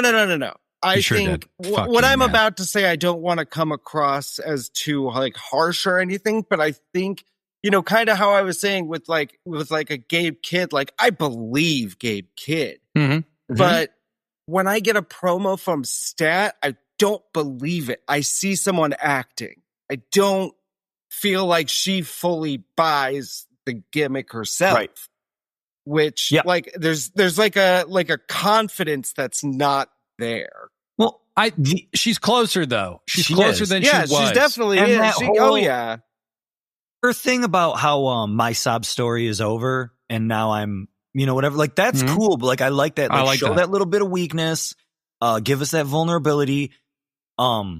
But yeah, like you said, it just feels like, and same thing. Like I'm not dogging anybody, dude, because if you're at the level you're at, you're fucking good. But absolutely, it feels like the little bit of like, okay, you came up with that catchphrase and you're gonna say that a lot, but like, what does it mean? I gotta feel it. Yeah. So again, but just stick with it. So because I think she's awesome, you know. And I think some of that is not her fault, you know. It's the writing around her has kind of been a little all over the place, you know. And they haven't given her much to do. I think the most I've loved Stat recently was when she refused to join the Death Riders. That I was into. Because she gave those big middle fingers in the crowd and everything. That I was like, yeah, fucking A, because that told you something about who she is, right? Right. Is she chose Harley and their friendship and their, you know, and that tells you, okay, Stat's like, she's more about friendship and bonds. And like, this isn't the heartless chick who like turned on Willow a year ago. This is somebody who's like, you know, evaluated themselves and like done some deeper work. And I think that told you something about Statlander, and they need to keep doing that. I think you're right. You can't do that once and have it be over. And that goes directly to what you were saying, as like, I think they're doing her a disservice by just giving her challengers, like you said. They need to give her a story. They need to give her something that she has to really overcome, or something that she can really sink her teeth into rivalry-wise, because doing just these quick, I'm your challenger, 3 weeks before the match, here we go, you know? Yeah. Right. The other thing that needs to be done that doesn't have anything to do with Chris Statlander is Jamie Hayter needs, no offense, Mikey Ruckus, new fucking music, because her music does not fit her at all. Ever since you brought up her Strutter, I can't, like, her music doesn't sound as tough as she is. Exactly. And I wish it did. I need her to have some fucking rock and roll. Yeah. Yes. She needs to come out to something, I don't know, something with like just an edge to it, something that kicks your ass. We can't do Strutter though, because fuck Kiss now, which sucks because I love Kiss. Yeah, no, that's fine. Fuck Kiss. But you could do like Even if you did like Surrender or something by Cheap Trick, I would like, that's not that hard or anything, but it's like, but it's 70s and it's like, I know she's got the 70s thing, just something that rocks a little bit. Yeah. Yes. Thin Lizzy would be fucking perfect. You know, like that's the Jailbreak, baby. Yep. That's the tone they need to go for with her. And then Jamie Hayter would be like the perfect fucking wrestler. Anyway, that was a good match. It was a good match. Stat one retains. of the better matches of the night. It was great. It was. And we move on to the finals of the C2. It's Jon Moxley versus Kazuchika Okada for the Continental Championship and to declare the winner of the tournament. If Okada loses this match, he also kind of drops the unified title as well because it's no longer unified with anything. So, that's kind of the stakes of this match. And Brett, why don't you talk about this match for a minute? Okay, so going into this, like I said, the way Kyle had been, I don't think but none of us thought Mox was going to make it this far. I don't think. Right. Nope. And the story they had told with Kyle really just destroying that leg was like, well, obviously this is going to be how he loses. Okada's going to take advantage of the work that Fletcher already did. And that's how he's going to get the win. Mox, he gives a great promo before the match. Basically saying, about how important the C2 is to him and how it's everything he loves about wrestling. And how, he's never fought Okada before. He's talking about how he's heard all these things about how a guy like Jon Moxley could never beat someone like Okada. And he goes, well, Okada, son, you're going to have to kill me. And I was like, oh shit, that fired me up, but I still thought he was going to lose. And he comes out and you can see when he jumps over the barricade, he's wincing with that leg, and it's like, oh shit. Yeah, he's going to lose. And then he fucking does it. And the thing I had mentioned earlier that I wanted to get to about, Tony took a big fucking gamble that the crowd was going to be behind Mox by the end of the night. And they fully were, man. Like, the crowd, they wanted Mox to win. I wanted Mox to win, not just as him being my favorite, but story-wise, I think the story they told was beautiful because you had Mox, who, like I said, he had been cheating to win all year, couldn't get it done on his own. He was being a coward. He was being a little pussy. And this tournament, he couldn't do that. He had to win on his own perseverance, his own drive, his own will. He had to finally become the wrestler he's always been. And he did. And he fucking beat the best tournament wrestler in the world. And here's something I think a lot of us overlook when it comes to AEW is I think us as, the Uber marks that we are, we obviously are very excited for new talent. We see the potential in new talent and we're like, oh, well, obviously this person's going to be a fucking main event star one day. But we do have to remember that they do have to book for casuals and they do have to stay true to the story that's always been told. And while you can have Jon Moxley take losses and stuff like that, Jon Moxley really is, one of the big top guys in AEW. So him winning a tournament like this makes sense, Like, it makes sense when he's a world champion. It makes sense when he wins these big time things. And like I said, I think a lot of us were, we had put all those eggs on Okada and everything. And I think a lot of us thought too that, okay, well, Moxley loses and this is when the Death Riders turn on him because that's been something that's been being hinted at. And when he doesn't, it's a shock, but I loved it because I love where they can go from here. You have the story of Okada lost the C2 for the Don Callis family, basically any chance they had. He screwed himself and he screwed Kyle Fletcher. And the implosion there is going to, or he screwed Konosuke Takeshita, he screwed Fletcher, and then he fucking lost. Right. You know? So that is going to be fun to watch. That's a good from the story. Don Callis aspect. And now you have this story of, okay, Mox is becoming a good guy again. I don't want to say he's fully there yet, you know, or that I don't expect them to just flip and be baby faces. But now it's like, okay, where do the Death Riders go from here? Do all of them just fall in line with Mox and they stop cheating and they stop being, you know, badass heels and they start becoming good guys as a faction again? Pac wasn't out there last night. Does Pac have qualms with Jon Moxley winning the whole tournament? Does he think it should have been him and maybe they have some fucking beef going forward? There's just so many places you can go, and I can't wait to hear Wild Thing again. Yeah, that, and so, okay, I got like a million things I want to say to that. So like, I got to try to straighten my thoughts out here, but you know, in terms of like us being whatever we, you know, our fan level, you do always have that like, well, the smart thing to do would be to push the future. And that means that it should be Takeshita versus Fletcher. And it's like, yeah, but don't push the future too fast.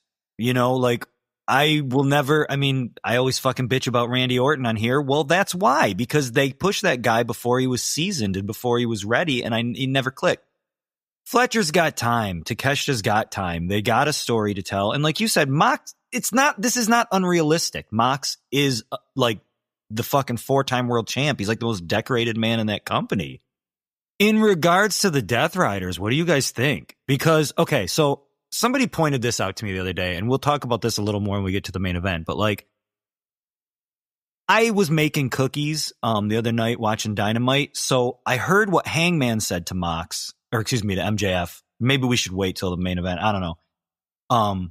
But I didn't hear what Swerve was saying to MJF. And it just looked like a couple of dudes who were kind of bullies beating the shit out of a guy.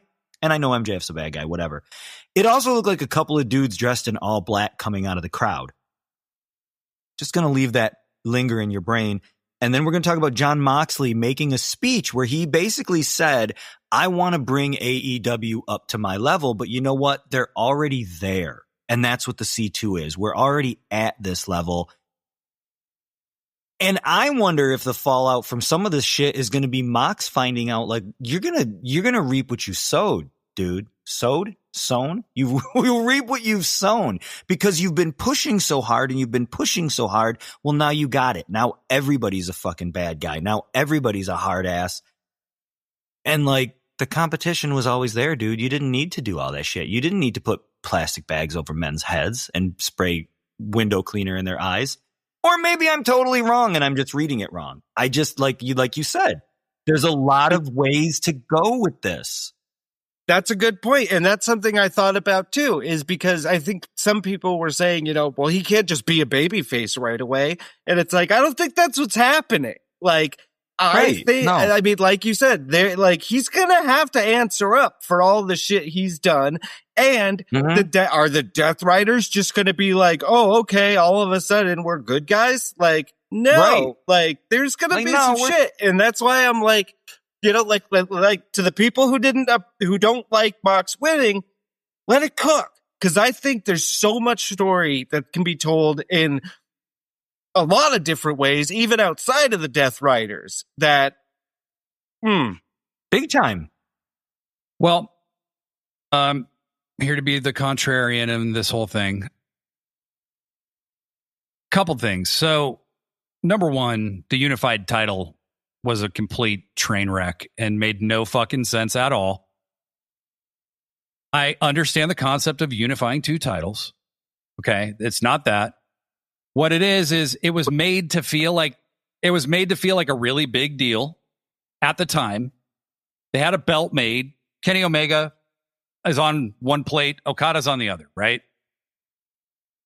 The Continental Championship in and of itself as a single title didn't make any sense to defend, okay? It just never did. Like, why do you have to win an entire tournament And then some dude can just beat you once and that's the end, like, of you being the champion. They shouldn't be able to do that. Doesn't make any sense. Okay. Now you have a national title that's being defended like it's an international title. You have a separate continental champion, international champion, a national champion. You have a TNT champion. You have a world champion. That's a lot of belts for one side of the roster, right? That don't feel defined to me. Okay. So I'm not bothered that Moxley won in the sense that it screwed, the Don Callis family from telling their story. They can tell their story from here, like, that's fine. I don't want to see Mox in this position anymore, or for a while. He needed a break from my perspective. What position? As a champ? Fucking, yeah. Reverse as a champ, doggy? As the guy who's just, coming out the strongest in the end. Like, but I have no problem with. But that's the thing. Is he going to come out the strongest by the end of the story? Let me finish my complaints, and then you can question me. Is he going to come out the strongest? I don't know. I really don't want babyface Death Riders. That's fucking dumb. Okay, I'm just going to say right off, if Tony Khan, that's anywhere in your head, you're going to lose me completely on that one. Because, that's a terrible idea. They have raised way too much tension that Mox is going to get bagged for him not to get bagged. It's just got to happen. And I will further say that how many pay-per-views have I said, well, I guess maybe the next pay-per-view. I don't feel like this resolved in a satisfying enough way. And that was my biggest... But that's the thing is, I don't think they're there yet. I don't think this was supposed to be the resolution. I think this is just another step getting to that resolution. Because I think ultimately what I've assumed in my head is they are going to turn on him at some point, or someone's going to take him out big time. He's going to go away, and when he comes back, he's going to come back as a big time babyface. And I don't think we're actually there yet. And I think that's what too many people are assuming, is because they're just taking what happened from one night as, well, this is the end of the story. No, I think this is just another step in that story. I mean, maybe Tony didn't even assume that Jon Moxley would be the face by the end of the night. Maybe he thought people would still be booing him, He assumed he'd be the face by the end of the night, for sure. Okay, maybe. But I think this is just another step towards the end. I don't think we're at the end yet, and I don't think this was supposed to be a resolution. I think it's just the next step in the story.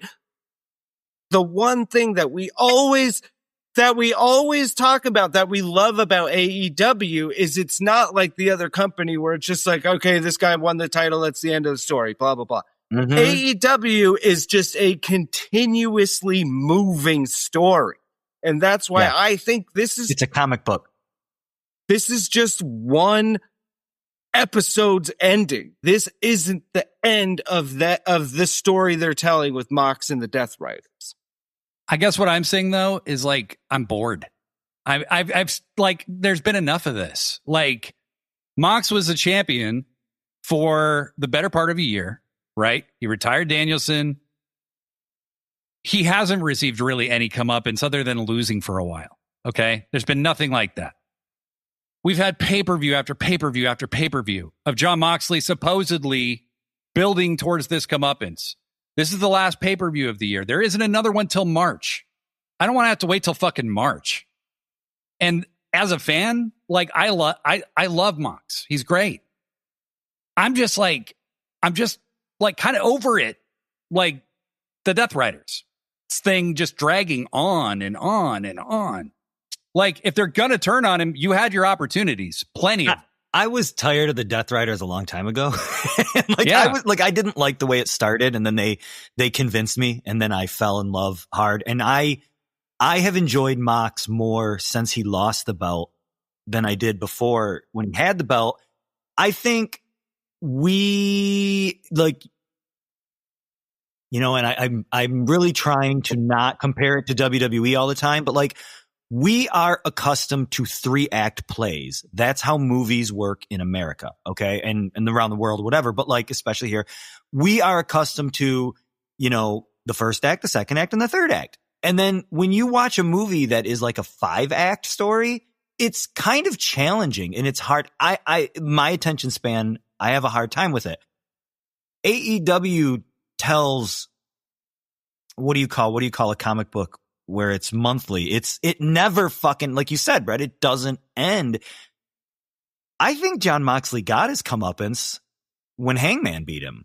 I think that everything that's happened since then is just a different aspect of his story. Put plastic bags over people's heads and suffocated them. He retired Bryan Danielson in front of his hometown. He has not experienced enough comeuppance. Yeah, but Bryan Danielson helped cost him his world title. And Swerve and Hangman, look at the comeuppance both of those guys received. Right, but they went through hell for the decisions they made. Mm-hmm. Mox has not gone through hell. He's just been a pussy and lost a bunch. I could see. I mean, I think, we're all expecting. This is the other thing that we've learned from AEW, and maybe we're going to find out this is not always to Tony's benefit. But when you something's going to happen, whatever it is, whatever has been telegraphed that you eventually know is going to happen, and you think it's going to happen, not you specifically, but anybody, you think it's going to happen on a 3-month scale or a 6-month scale or an 8-month scale. It's going to happen when you completely forgot that you ever thought it was going to happen. And I think as wrestling fans, we're conditioned because of a different company that there's a tag team, they're going to break up. There's a stable, they're going to break up. There's a good guy, he's going to turn bad. There's a bad guy, he's going to turn good. We are always waiting for the next thing to happen, and we're never just paying attention to where we are and what is happening in the moment. When is Hook going to turn? Maybe Hook's going to double cross Joe. Maybe just watch, And so I think that's challenging because we're always waiting for that big thing. This is one thing I really want to say with where, being as busy as I've been lately, I haven't been analyzing AEW week to week like I was, before I started this, season of my life. Now I'm mostly just watching and taking what's happening at face value rather than trying to think of what's going to happen next. I'm just watching and I'm enjoying it, I think, more because probably, yeah. I was saying, I've been more shocked by things that have happened and I feel more okay, well, fuck, this is where we're at. Let's go, And I think that that's one thing that fans like us, I think it's a disservice we kind of do to ourselves that where certain things let us down more than they let other people who watch it a little bit more casually. Normal people. Yeah, because we think because we've been watching so long, we think we know what story they're trying to tell rather than just watching the story, and just accepting and letting ourselves immerse in that story because we're overthinking everything rather than just okay, well, what's let's just watch this story happen. Yeah. But if you just don't like Jon Moxley, that's fine too. I do like Jon Moxley. No, I know. I think it's not to his benefit that he continues to be put in the same position. That's kind of what I'm saying is we don't know what position he's in. He just he won the tournament, but what happens next? I'm critiquing the creative decision because I personally don't like it. I didn't think that Jon Moxley had any chance of winning this tournament at the beginning of it, the night of this show. Okay, and they went in a totally different direction than I expected, which is fine. Okay. None of this is like a deal breaker for me. Yeah. I'm just I'm saying though, that if you're gonna turn this guy babyface over the course of a single match, which they basically did with Fletcher, right? He wrestled like a fucking babyface. That promo he gave after he beat Okada was a white meat babyface fucking promo. Okay. That's not a guy looking to equivocate or toe a line. He gave a promo a couple weeks Oh man, within the past couple weeks. And I remember asking a buddy of mine, was that a baby promo from the kind of? Death Riders? He's been kind of teasing some of this along the way, where he's like, "Oh, after reflecting," but it's not like it's not a full. It's not like, "Hey, I was wrong for the way I went about this." Like, this is about the toughest man and the toughest. And that's why I think this story isn't over, is because he hasn't atoned for anything. But that's what I'm trying to explain. He lost in July at All In, right? He loses the world title. At Forbidden Door, he fought Darby and he beat him. At All Out, he lost. At Wrestle Dream, he lost to Darby again. At Full Gear, I don't even remember what the fuck happened. I've been thinking like, okay, where is this going for like months? It's kind of hard to see the story. I guess I see your point. And what I'm saying is I think this was poorly told on AEW's part. I'm not blaming Mox for this. I think like you took like the Fletcher thing, what happened in the Fletcher match, too far in one day for me personally. And I don't think anybody else cared that much, because if I went on social media, people were like, Mox is the wrestler of the year, which he's not. I'm sorry. No. But Mox is great. I didn't love this. I didn't love what it meant for the belts. I didn't love what it meant for, if you're going to say then AEW rose up to my level, the best way to demonstrate that is have these people beat him. Like, straight up. For me, that's the way you demonstrate that. Like, it's not with Moxley. This is my thinking. Like I said, I don't think this is it. I don't think he is. I don't think it is either. Face. I think this is just kind of not. I don't want to say the start of another story. I think this is the beginning of the end now. And I think what I'm assuming kind of is they're going to start building him up to get fan support behind him before the big turn on him happens. So that way, when it does, you're like, oh, fuck. Right. You're already behind him. And you feel, you're behind him. And that way, when he comes back, they're where he wants him as that baby face.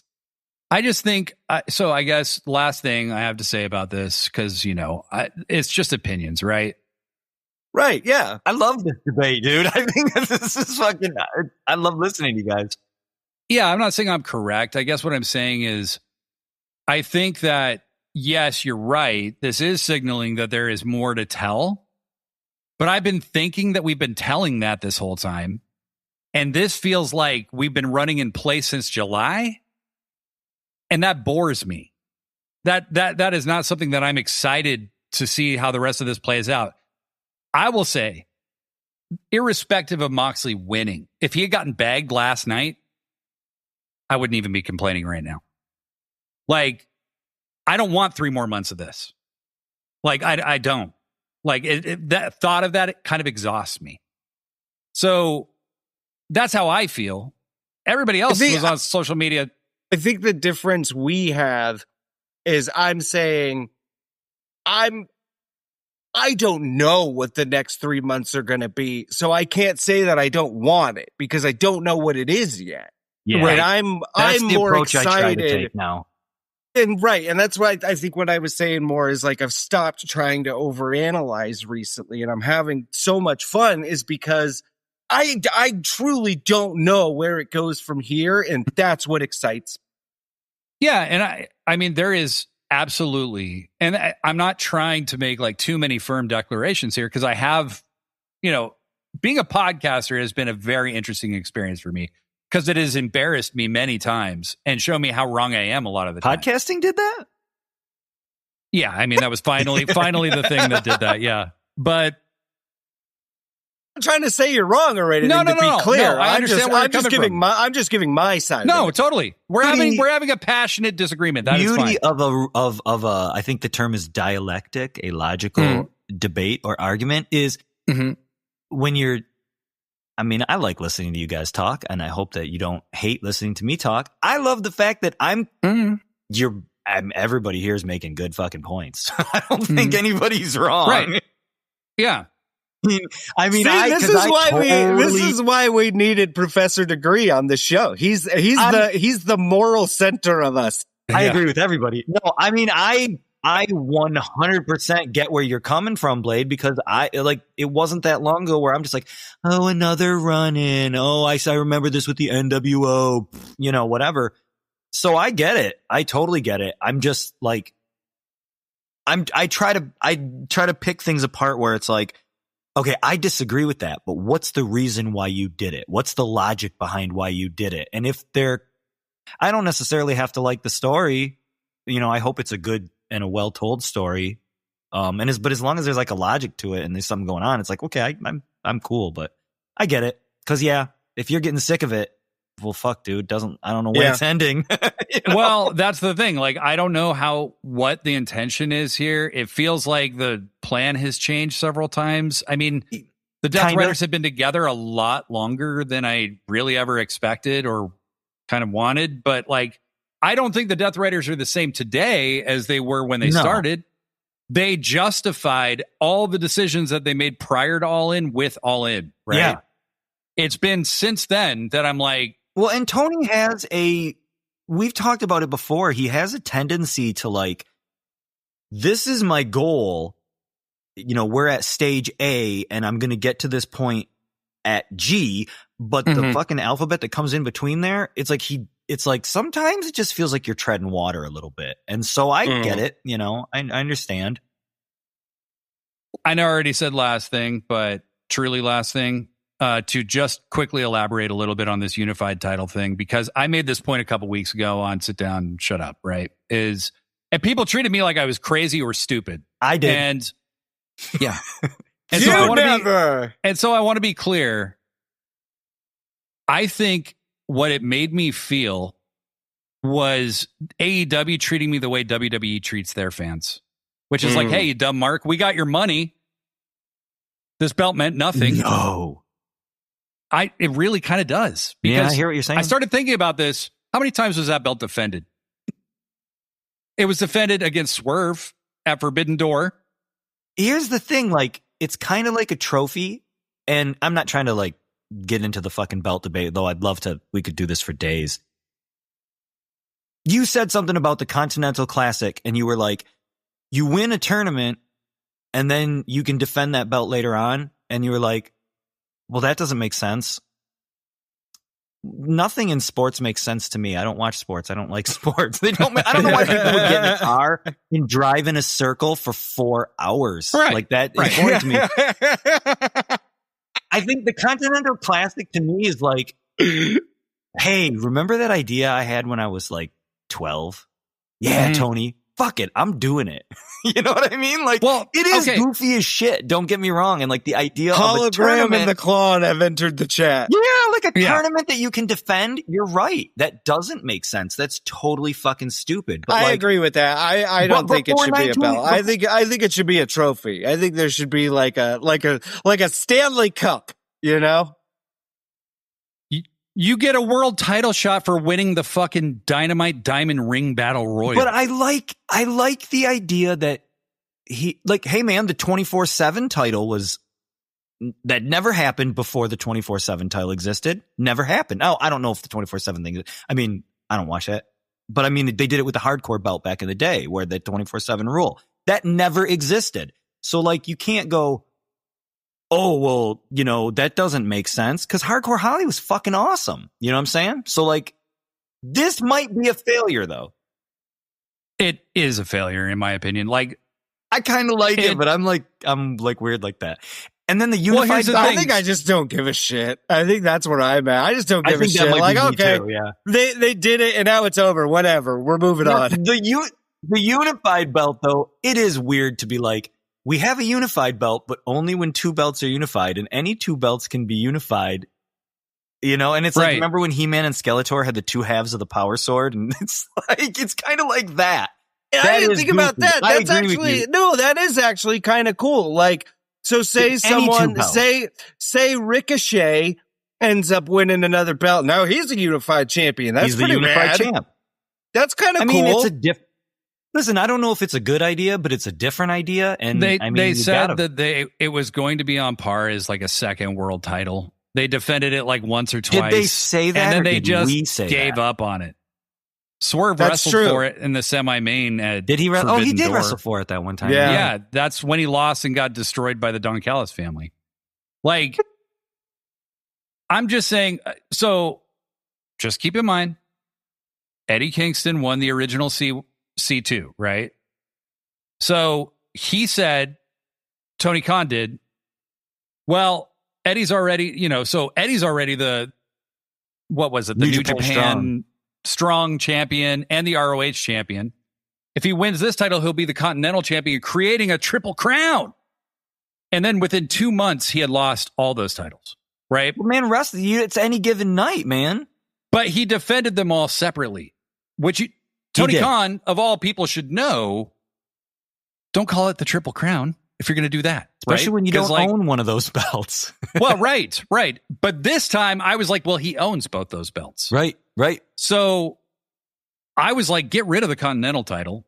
And the International title is an unfortunate casualty of this unification. Right. But at least and then that belt's beautiful, right? The unified title. It's a gorgeous fucking belt. And now it's gone. Yeah. The more we talk about it, I think I agree with Brad. I just kind of don't give a shit about a lot of it. And that's the thing. You guys don't care.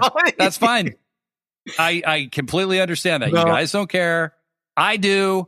Tony doesn't usually do shit like this that just doesn't make any fucking sense. Yeah. And my thing is I get your argument, but I think I'm one of those wrestling fans. I think I'm one of those wrestling fans who like, I understand that like wrestling a lot of times is trying something and then realizing it's kind of not working. And so you just give up on it, and then it's like, nobody cares in 6 months. I just didn't see them try really. Like Okada defended it a couple times and that was it.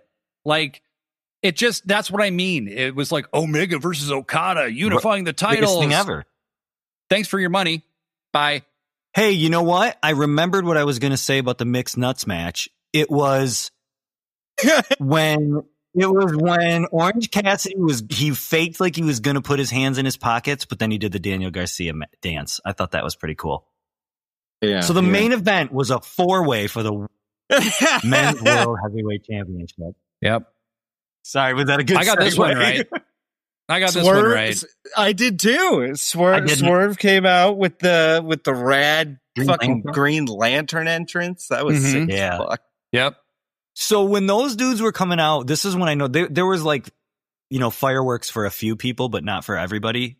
And there were flames shooting up, and there's like a curtain like on the entrance ramp, and the top part of the curtain was billowing. And I'm like, shit, dude, that thing's gonna catch on fire. This is terrifying. Those fireworks were so loud, they scared the shit out of me. I jumped. Cadillac just having a fucking panic attack in there. Yeah. Oh my God. Close. No, I'm like, he's like, I've seen it, Glorious Bastards. That's exactly what I was thinking. I need to say this. Yes. I still don't love Swerve's new music. It doesn't do it for me. It feels it's too slow in the beginning. It is. It takes too long to get to the boppy part of it. And when it gets to the boppy part of it, there's no real hook to it for me. No. Like there's nothing like. Whose house is it? Swerve's house. Whose house is it? Thing, like, Swerve's. I mean, that's what they're trying to get people to do. I think it's not very generic. It's his newest single. It doesn't give you enough time. Like when you hear ba ba ba ba, you go, John Cena sucks, and it fits perfectly. Or with Kurt Angle's dun dun dun dun dun dun dun, you suck. It's hard to get the Swerve's house out. It doesn't. Maybe I just don't have any music talent. You know what? This conversation is very illuminating because I see what we all care about. You guys are like, no, the theme music, the entrance music. And I'm like, unified title, you guys are like, yeah, we just don't care. So I'm a lot closer to what you're saying than you think. It's just like, I try to not think that way because you have to let it go at a certain point. Like this conversation is my venting experience so that I can go, and that was how I felt. and Right. like, no, and we're like, oh, the vibe, dude. And that's why, kind of in the same vein, I thought Big Pressure was better. yeah, Because this is my thing that I won't let go. Is because I loved, especially for Swerve, it had a swagger to it. It was that bow, bow, bow, bow, bow, bow, bow. There was I a love bounce. Big Pressure. There's a bounce to it. There's a swagger. It's the perfect tempo for how he walks to the ring. But this new one, it just feels like, and maybe it's just because I'm not super into like this era of like hip hop music, and I don't really love like the kind of like, it feels like there's not a melody in it, and it's just, it pulls me out of it. You know what I think too is there's kind of a chorus that's like really lively in Big Pressure. Yeah. And you can sing the word. Right. When I try. And it's so different than everybody else's. And this one is like more like just kind of this like Swerve's disembodied voice, just like whose house is it? Like, yeah, it just doesn't feel as like lively. Well, I will agree with you both. Like, I don't think it's as good as Big Pressure at all. I think at a certain point they should definitely revert. But the thing that surprised me about this, and I think it's because they're trying to make Swerve give him like that Roman Reigns big time entrance. Yeah. The house burns down, but it's taking too long to get to that point. And what Tony usually does is like he'll introduce you to the full theme right at the start. Right. And then he'll find a way to trim 10 seconds off the intro. And he hasn't done that with the Swerve one for whatever reason. And I think it would benefit from doing that if they just cut to the beat. Big time. And have the house burn down right at the start of the beat. You don't need it to burn down to nothing, with no music. Like they've been doing, which I think is it just creates this kind of like, what's going on here? Remember when Jeff Hardy's music hit and he ran halfway down the ramp to save his brother, and then he danced before he ran the rest of the way? He was juking down to the ring. That's what Swerve's music. It's like the old song was just like, here's Swerve. Swerve's coming out. He's gonna fuck you up. And now it's like, Swerve's coming. He's on his way. Don't worry. He's gonna get. Here he is, and that Swerve's texting. He's 5 minutes. He's 5 minutes out, guys. Yeah, and Big Pressure even gave him that time before he didn't just walk out, because it was like, whose house? Bow, bow, bow. It was such a shorter intro, though. Yeah. I remember the first time I heard that song, and this is like he wasn't managed by Nana. I was like, this song fucks, man. This song is good. Like, I like that song right away. And I kind of didn't get why, like, people weren't talking about it. And then when Nana added the dance is when it just, like, popped for everybody, right? And now Nana's, like, doing the dance, but he's kind of, like, trying to do it to the new beat, and the beat's a little faster, and the dance looks a little weird. Nana looks like he's on fast forward, like on 1.5 speed or something. Yeah, that's what it kind of feels like. It feels like the song's too fast. It's just it's something's off. And when you're fast, you can't swag. You can't swag fast. So anyway, now that we've identified the problem, let's talk about the other three entrances.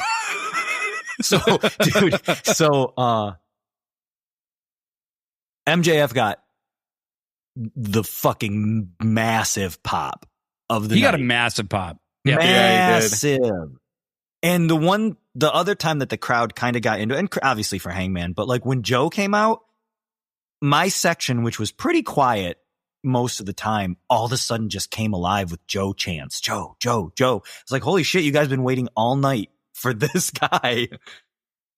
And yeah, like Joe got a nice little reception. That was cool. Yep. I mean, it felt big. I mean, when those guys were coming out and I was sitting there after hours of watching this, and I look over at my kid and I'm just like, fuck, dude, like these, like, it felt like Hogan and the Warrior, Hogan and Savage, you know, back in the day when we're nostalgic because we've been doing this our whole lives. But I looked at it and I'm like, shit, these are the four big guys. This is it. These are the biggest guns right now in this company. Absolutely. And they're all in this match, in this storyline. It felt cool. It felt big. And it was a good match. I thought it was really good. And MJF, it was a great match. Giant flag. So is he where does this, I don't know if you guys want to talk about the match specifically or just skip to the end, but like. Well, I will just say I really enjoyed the dynamic of Swerve and Hangman, which was like they didn't break the mutual respect bond. Yes. It was just understood that if it's down to us, we're kicking each other's ass, and we're looking forward to it. We'll see how we stack up. And now I want them to be tag team champions. It's crazy. They were doing such cool shit together. Mm-hmm. And I loved everything they did together. I loved Hangman flipping over Swerve to hit a buckshot. Mm-hmm. Yeah.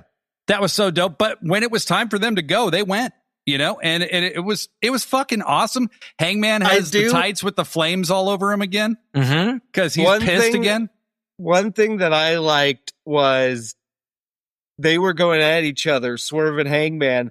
And then MJF runs in, and they both stop, take out MJF. Oh, right. Joe runs in, they both turn, take out Joe, and then they go back at it. I love that. Yeah. So I love that there's that mutual respect between them now. They're not blood rivals anymore. They're just like, you're in my way, well, you're in my way, and we're going to kick each other's ass respectfully, And we're competitive. I thought that was cool. And they nailed that. Mm-hmm. This match basically... This was the only match that literally went exactly as I expected it would, including right to the end where Hangman looks like he's got Joe dead to rights, and then MJF gets rid of Hangman. I think it was Hangman. Gets rid of him and then hits him with that pile driver called that he does through the ropes. That's not Salt of the Earth, is it? No. Salt of the Earth is his. I think it's just called the Heat Seeker or something. It's the Heat Seeker. That's what it's called. Yeah. It's the Heat Seeker pile driver, pins Joe. MJF's your new world champion. And that's after what? 2 buckshot lariats that didn't get Joe down. So, I mean, you still have Joe looking like the bad motherfucker that he is, But the crowd, the crowd was really fucking into MJF, like big time. And I'm not trying to armchair book, but I had mentioned earlier the whole thing about Swerve and Hangman kind of getting a little rough with MJF, which he deserves because he's a fucking dick, and he deserves his comeuppance and everything. Well, it was because of that they never got a response to that promo MJF cut when he came back. The other night. When he when he called Swerve P Diddy. Mm-hmm. Right. You know what I mean? Like, yeah, and he just got to go forever and ever. I'm curious as to where this is going with MJF. People talk a lot about MJF online, and a lot of people don't like MJF. Well, so this is where I really felt like in the minority because, like, I'm watching people like they're so stoked about Mox winning. Mox is a wrestler of the year, right? And then, so like on Blue Sky particularly, it was like somebody dropped a fucking nuclear bomb on a country or something. Like, it was crazy how much people hated MJF winning. That's the impression I'm getting. And on Blue Sky, it was overwhelmingly negative.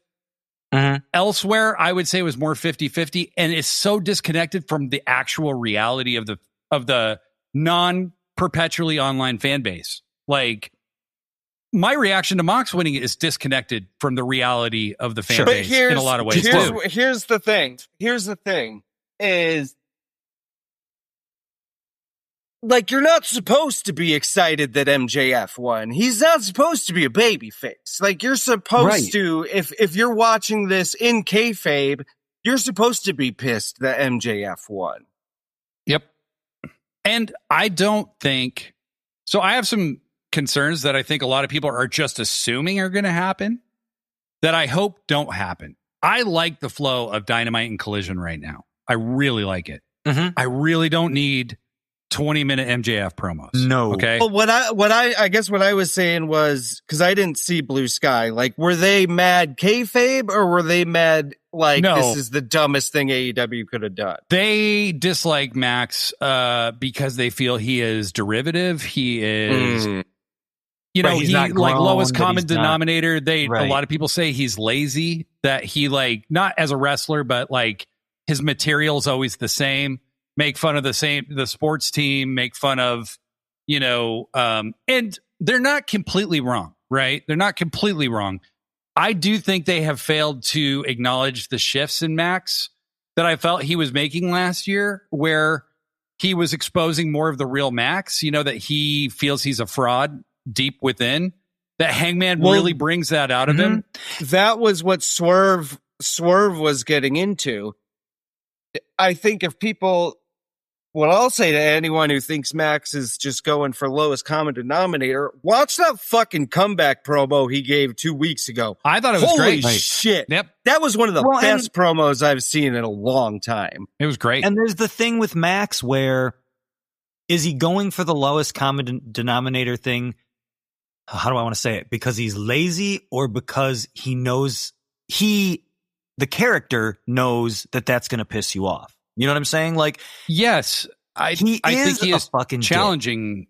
Yeah, Right. he is a fucking dick. I will say, and but he knows, it's like calmer than you, dude, calmer than you. Yeah. Like that's what he feels like a lot, and I think sometimes I wonder, because that line is blurred, if folks, like, if that's what bothers people, and like, you know what I mean? Like, I think that people felt, I saw a few, and I am just taking this from a few things that people said. I'm not speaking for everyone or anything. Somebody said that Max had some really bad instincts when he was champion the first time that took the company a long time to recover from. I don't agree with that. Like, no, I don't. I didn't that's know like making. I saw that too, and I don't understand. I never understood. I think that's like making him responsible for the Adam Cole stuff. And that's a Tony Khan thing. For Adam Cole getting injured? No. Yeah, I think it was for like, the more WWE-ish story that they told with the it's such vignettes. a fun story, though. Yeah. So many people loved that. And I also that thought was like, I thought that was like a universally beloved thing. Everyone loved that. Not at all. So this is a lot of people hated it. Is Better Than You, Baby, from what I can tell, is a universally despised storyline, but I have never met a single person who disliked it. Yeah, I liked everyone I've ever talked to loved it. They thought it was so much fun. And then the whole Roddy of it all was always, so much fun. What I would say is, I think MJF has been given entirely too much mic time without a laid out idea of what he's going to say, so it goes on. I agree with that. On and on. He goes on way I think too there's long. It's been guilty of that. Mm-hmm. And I will say, and I think this might be over because of the Jarrett thing that happened earlier this year, is the misogyny went way too far at times. Well, Hangman called him out for it too. And Hangman just called him out on basically everything that everybody complains about with him. So that almost showed like some recognition from the company that they're aware of that. I think so. So like you were saying to me about Mox, me with MJF is like, I kind of knew this is where this was going. And I'm willing to see where they go from here, because to me, Max has seemed very motivated. Yeah. I did think the segment, this week where they choked him and like we're talking shit to him while they're choking him. I was like, that was a weird segment. It felt a little weird to me. But it did feel kind of like a little shooty. Well, and kind of like these two guys look like they're just choking the shit out of somebody, and these are the baby faces, right? Like, it was two guys beating up one guy, like whatever. That's what Chad said. Yeah. That's what I'm saying. And that's what I'm thinking about this fucking pop that he got. And I'm not saying they're turning him face or anything. I don't think they're not. But like, I think there's more layers to it than people want to believe. Maybe, I don't know. Yes. But to your point though, I don't think that they're, like they're not showing you like we're sitting here talking like, well, yeah, Max has made changes, but it's like, yeah, maybe they need to be a little more obvious about it. So, Yeah, I think what Max has done essentially in AEW in general is he has experimented with how far he can go as a heel for years. And I think he's gone way too far sometimes. Like, I don't really like MJF when he is the super serious psychopath heel. Like, yeah, he does try to go too far. And like when he was telling the story about like the girl giving him a blowjob in the car and all that stuff, I was like, what is this? This is weird. When he was, you guys remember what I'm talking about? When he was feuding with Danielson? Yes. I didn't like that promo at all. No. I was like, this is pro Agreed. wrestling, man. Yeah. Like, come on. And some of the stuff, even talking about, having the quarters thrown at him and all that stuff. And then Juice dropping the quarters in the ring kind of as a callback almost, even though Juice had been doing that in New Japan as a gimmick. Like, I'm like, let's not verge into racism. Can we not do that, please? It's probably best to stay away from that. Yeah. I just think MJF has tested the limits of the art form, and I don't blame him for that, but I can't believe that he's learned nothing. You know what I mean? And so, MJF the character also, or MJF the man? MJF the man. Okay. And so I think that... But the thing you got to remember, too, is like how much of that is Max and how much is that like... That's what I mean. The story that he's given, No. And that's right. And I think that we will find out because he's the world champion.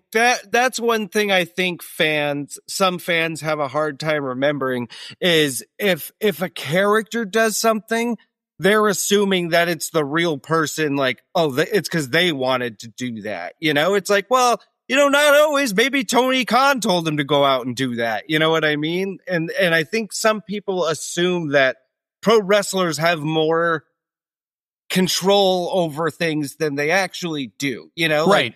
Like with the quarter thing, like, was that Max saying to do that, or was that something that Tony Khan had them do? You know what I mean? Like, right.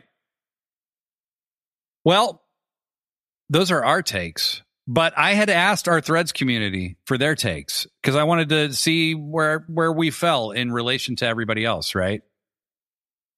So Legion Publishing, also known as DC Camp, said, I got most of the predictions wrong. I am not mad. I have no fucking clue where we're going. The only thing I am relatively sure of is that Ospreay dethrones MJF on his return, and Kyle eventually dethrones Ospreay for his first title. But honestly, fuck knows. I expected Cope and Christian at the end of the tag match. There were no surprise debuts or returns, which I half expected too. I think we were saying that as well. I don't want a fully faced Death Riders. It doesn't work for me, but the DCF and Ops do need some enemies. So I think that's a very balanced take, to be honest. Let's see. Who else? Nuclear Wessels Sex. I never know how to pronounce this username. It's how Chekhov says nuclear vessel. Like, that's really bad. That's thank you. What it is. Okay. Yeah. So again, and then I don't watch sports. Yeah. Nuclear vessel. Yeah. X. Being in the arena. I figured that out. Bo. So let's flashback to me. It's me. It's Bo, and I'm listening to Sit Down, Shut Up, Mark Out a year and a half ago, 2 years ago, however long it was ago, and you brought that up, and you were like, nuclear, and I'm like, God, how do you not get this?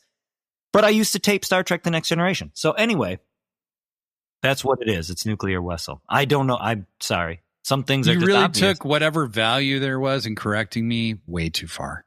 I did. Yeah. Being in the arena, it was interesting seeing Mox's your whole life, huh, Blade? Seeing Mox's first entrance against Fletcher versus his entrance against Okada. First was a heel entrance. Second was very much a face entrance. That part of the show will stick with me forever. Yeah. No, I mean, he literally turned babyface in a match. And it was expertly done. Papa Jeremy says the Orange Cassidy Tony Storm waltzing combat spot was everything I didn't know I needed. Mm-hmm. Dr. Fusion said I was on the fence about the show. I wasn't excited for the C2 because I didn't even want Okada in the semifinals. And all I had to look forward to was a couple of matches. AEW delivered as always with some good surprises and then a huge letdown with MJF at the end. But I've enjoyed the time off from him a lot. And now we are going to get too much of it. So I think people do have that concern. Cavity Rock.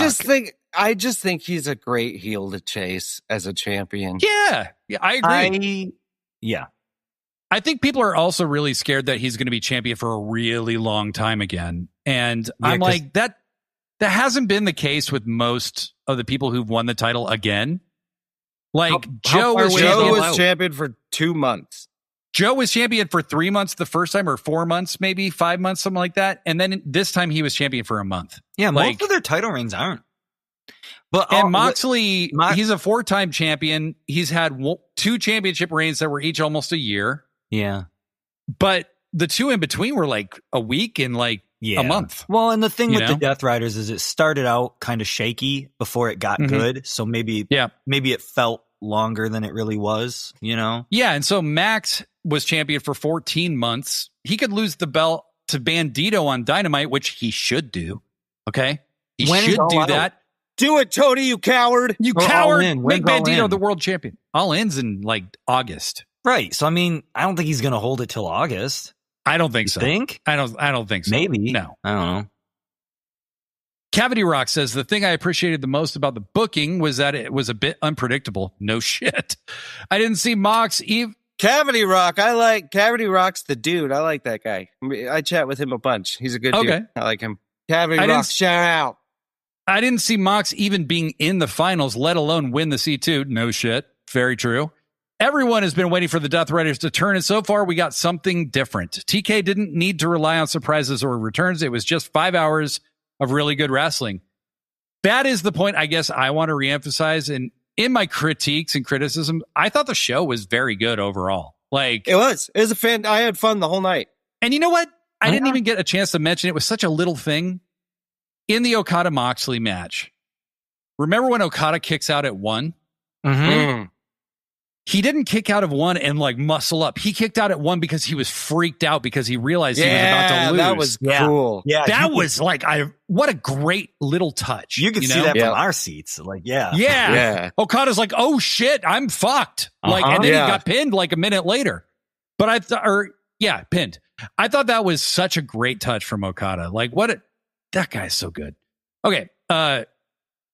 Tino sorry, just another part of the desperation was him trying to get a belt shot in and the ref taking it away. And that fuck. Like the best tournament wrestler is resorting to desperate, you know? Another true heel. Watching the best. I mean, again, and that's the thing is because like, okay, so Mox and Okada are like the best, right? They're both the best. And for the past year, one guy who's the best has had to resort on cheating, and now he's not going to, presumably, maybe, not going to do that anymore. And the other guy who's not really ever had to resort to cheating is starting to figure out that he's a little older and he can't do it anymore, and now he's got to cheat. And that is a fucking cool little dichotomy there. And there were a lot of little cool story beats with Callis, too. Like I said, he didn't come out for Fletcher's match. Yeah. And he didn't,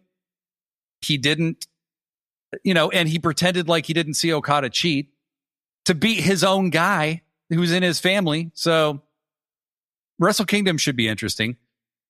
Tino Ibarra said, loved the show. Lots of upsets that I wasn't expecting. Glad I didn't put any money down, LOL. I can't even pick a match of the night because I really loved it all. Even the mixed nuts match, which felt random, but it was fun. Now can we get Athena versus Mercedes, please? I'm down. Just Athena on the main roster. Like, it's please Jesus Christ. Main roster, the AEW roster. Yeah, I mean, we have Bandito. He's the ROH men's world champion. He's on the main roster for all intents and purposes. Benny the Bear 77 said the show is a strong way to cap off the year. Every match had a different story, and Mox, through the fire and broken tooth, finally got that tournament win. And then finally, the real Mighty Kyle said, not a fan of MJF being on top. He had horrible instincts in his first reign that took a while for the company to recover from. He's very talented, but I don't think he's the type of talent that make champions and build the company around. There's a reason Piper was never the world champion. I think that's an interesting point. That's a fair point.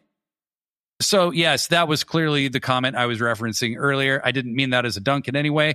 Just didn't quite agree, but fair enough. That Piper statement is always interesting to me too. That is a fair point. We have lived in an era for the past 25 years or whatever, where if you, and I'm sorry, but man, you fucking sign a WWE contract, you got 3 Intercontinental title reigns right there. You probably are going to win the first night. You know, like we have watched titles, we've heard the whole story of, you know, they're deserving, they're not deserving, and title changed hands so much, and everybody who's ever deserved it has gotten their hands on the world title, some belt. And it's like, man, here we are 40 years later, and Piper's cool as shit. And he's kind of cool because he never held the belt. you know? Well, that's such an interesting argument to me. I saw a guy say the titles are defined by the people who didn't hold them as much as they are by the people who did. I think I saw that was after too. Eddie Kingston lost to Samoa Joe. And I completely agree with that. I think having greats who never held the title, like Jake the Snake Roberts, never held the title. Yep. You know, it makes the title more fantastic. Jake never held any belts. Ted DiBiase, no belts, you know, except the tag belts. Right. Okay, I got a piece super bad, so we got to go. I'm Blade Daly. Yeah, I'm the toast of the third coast, Professor Degree. And I'm fucking back.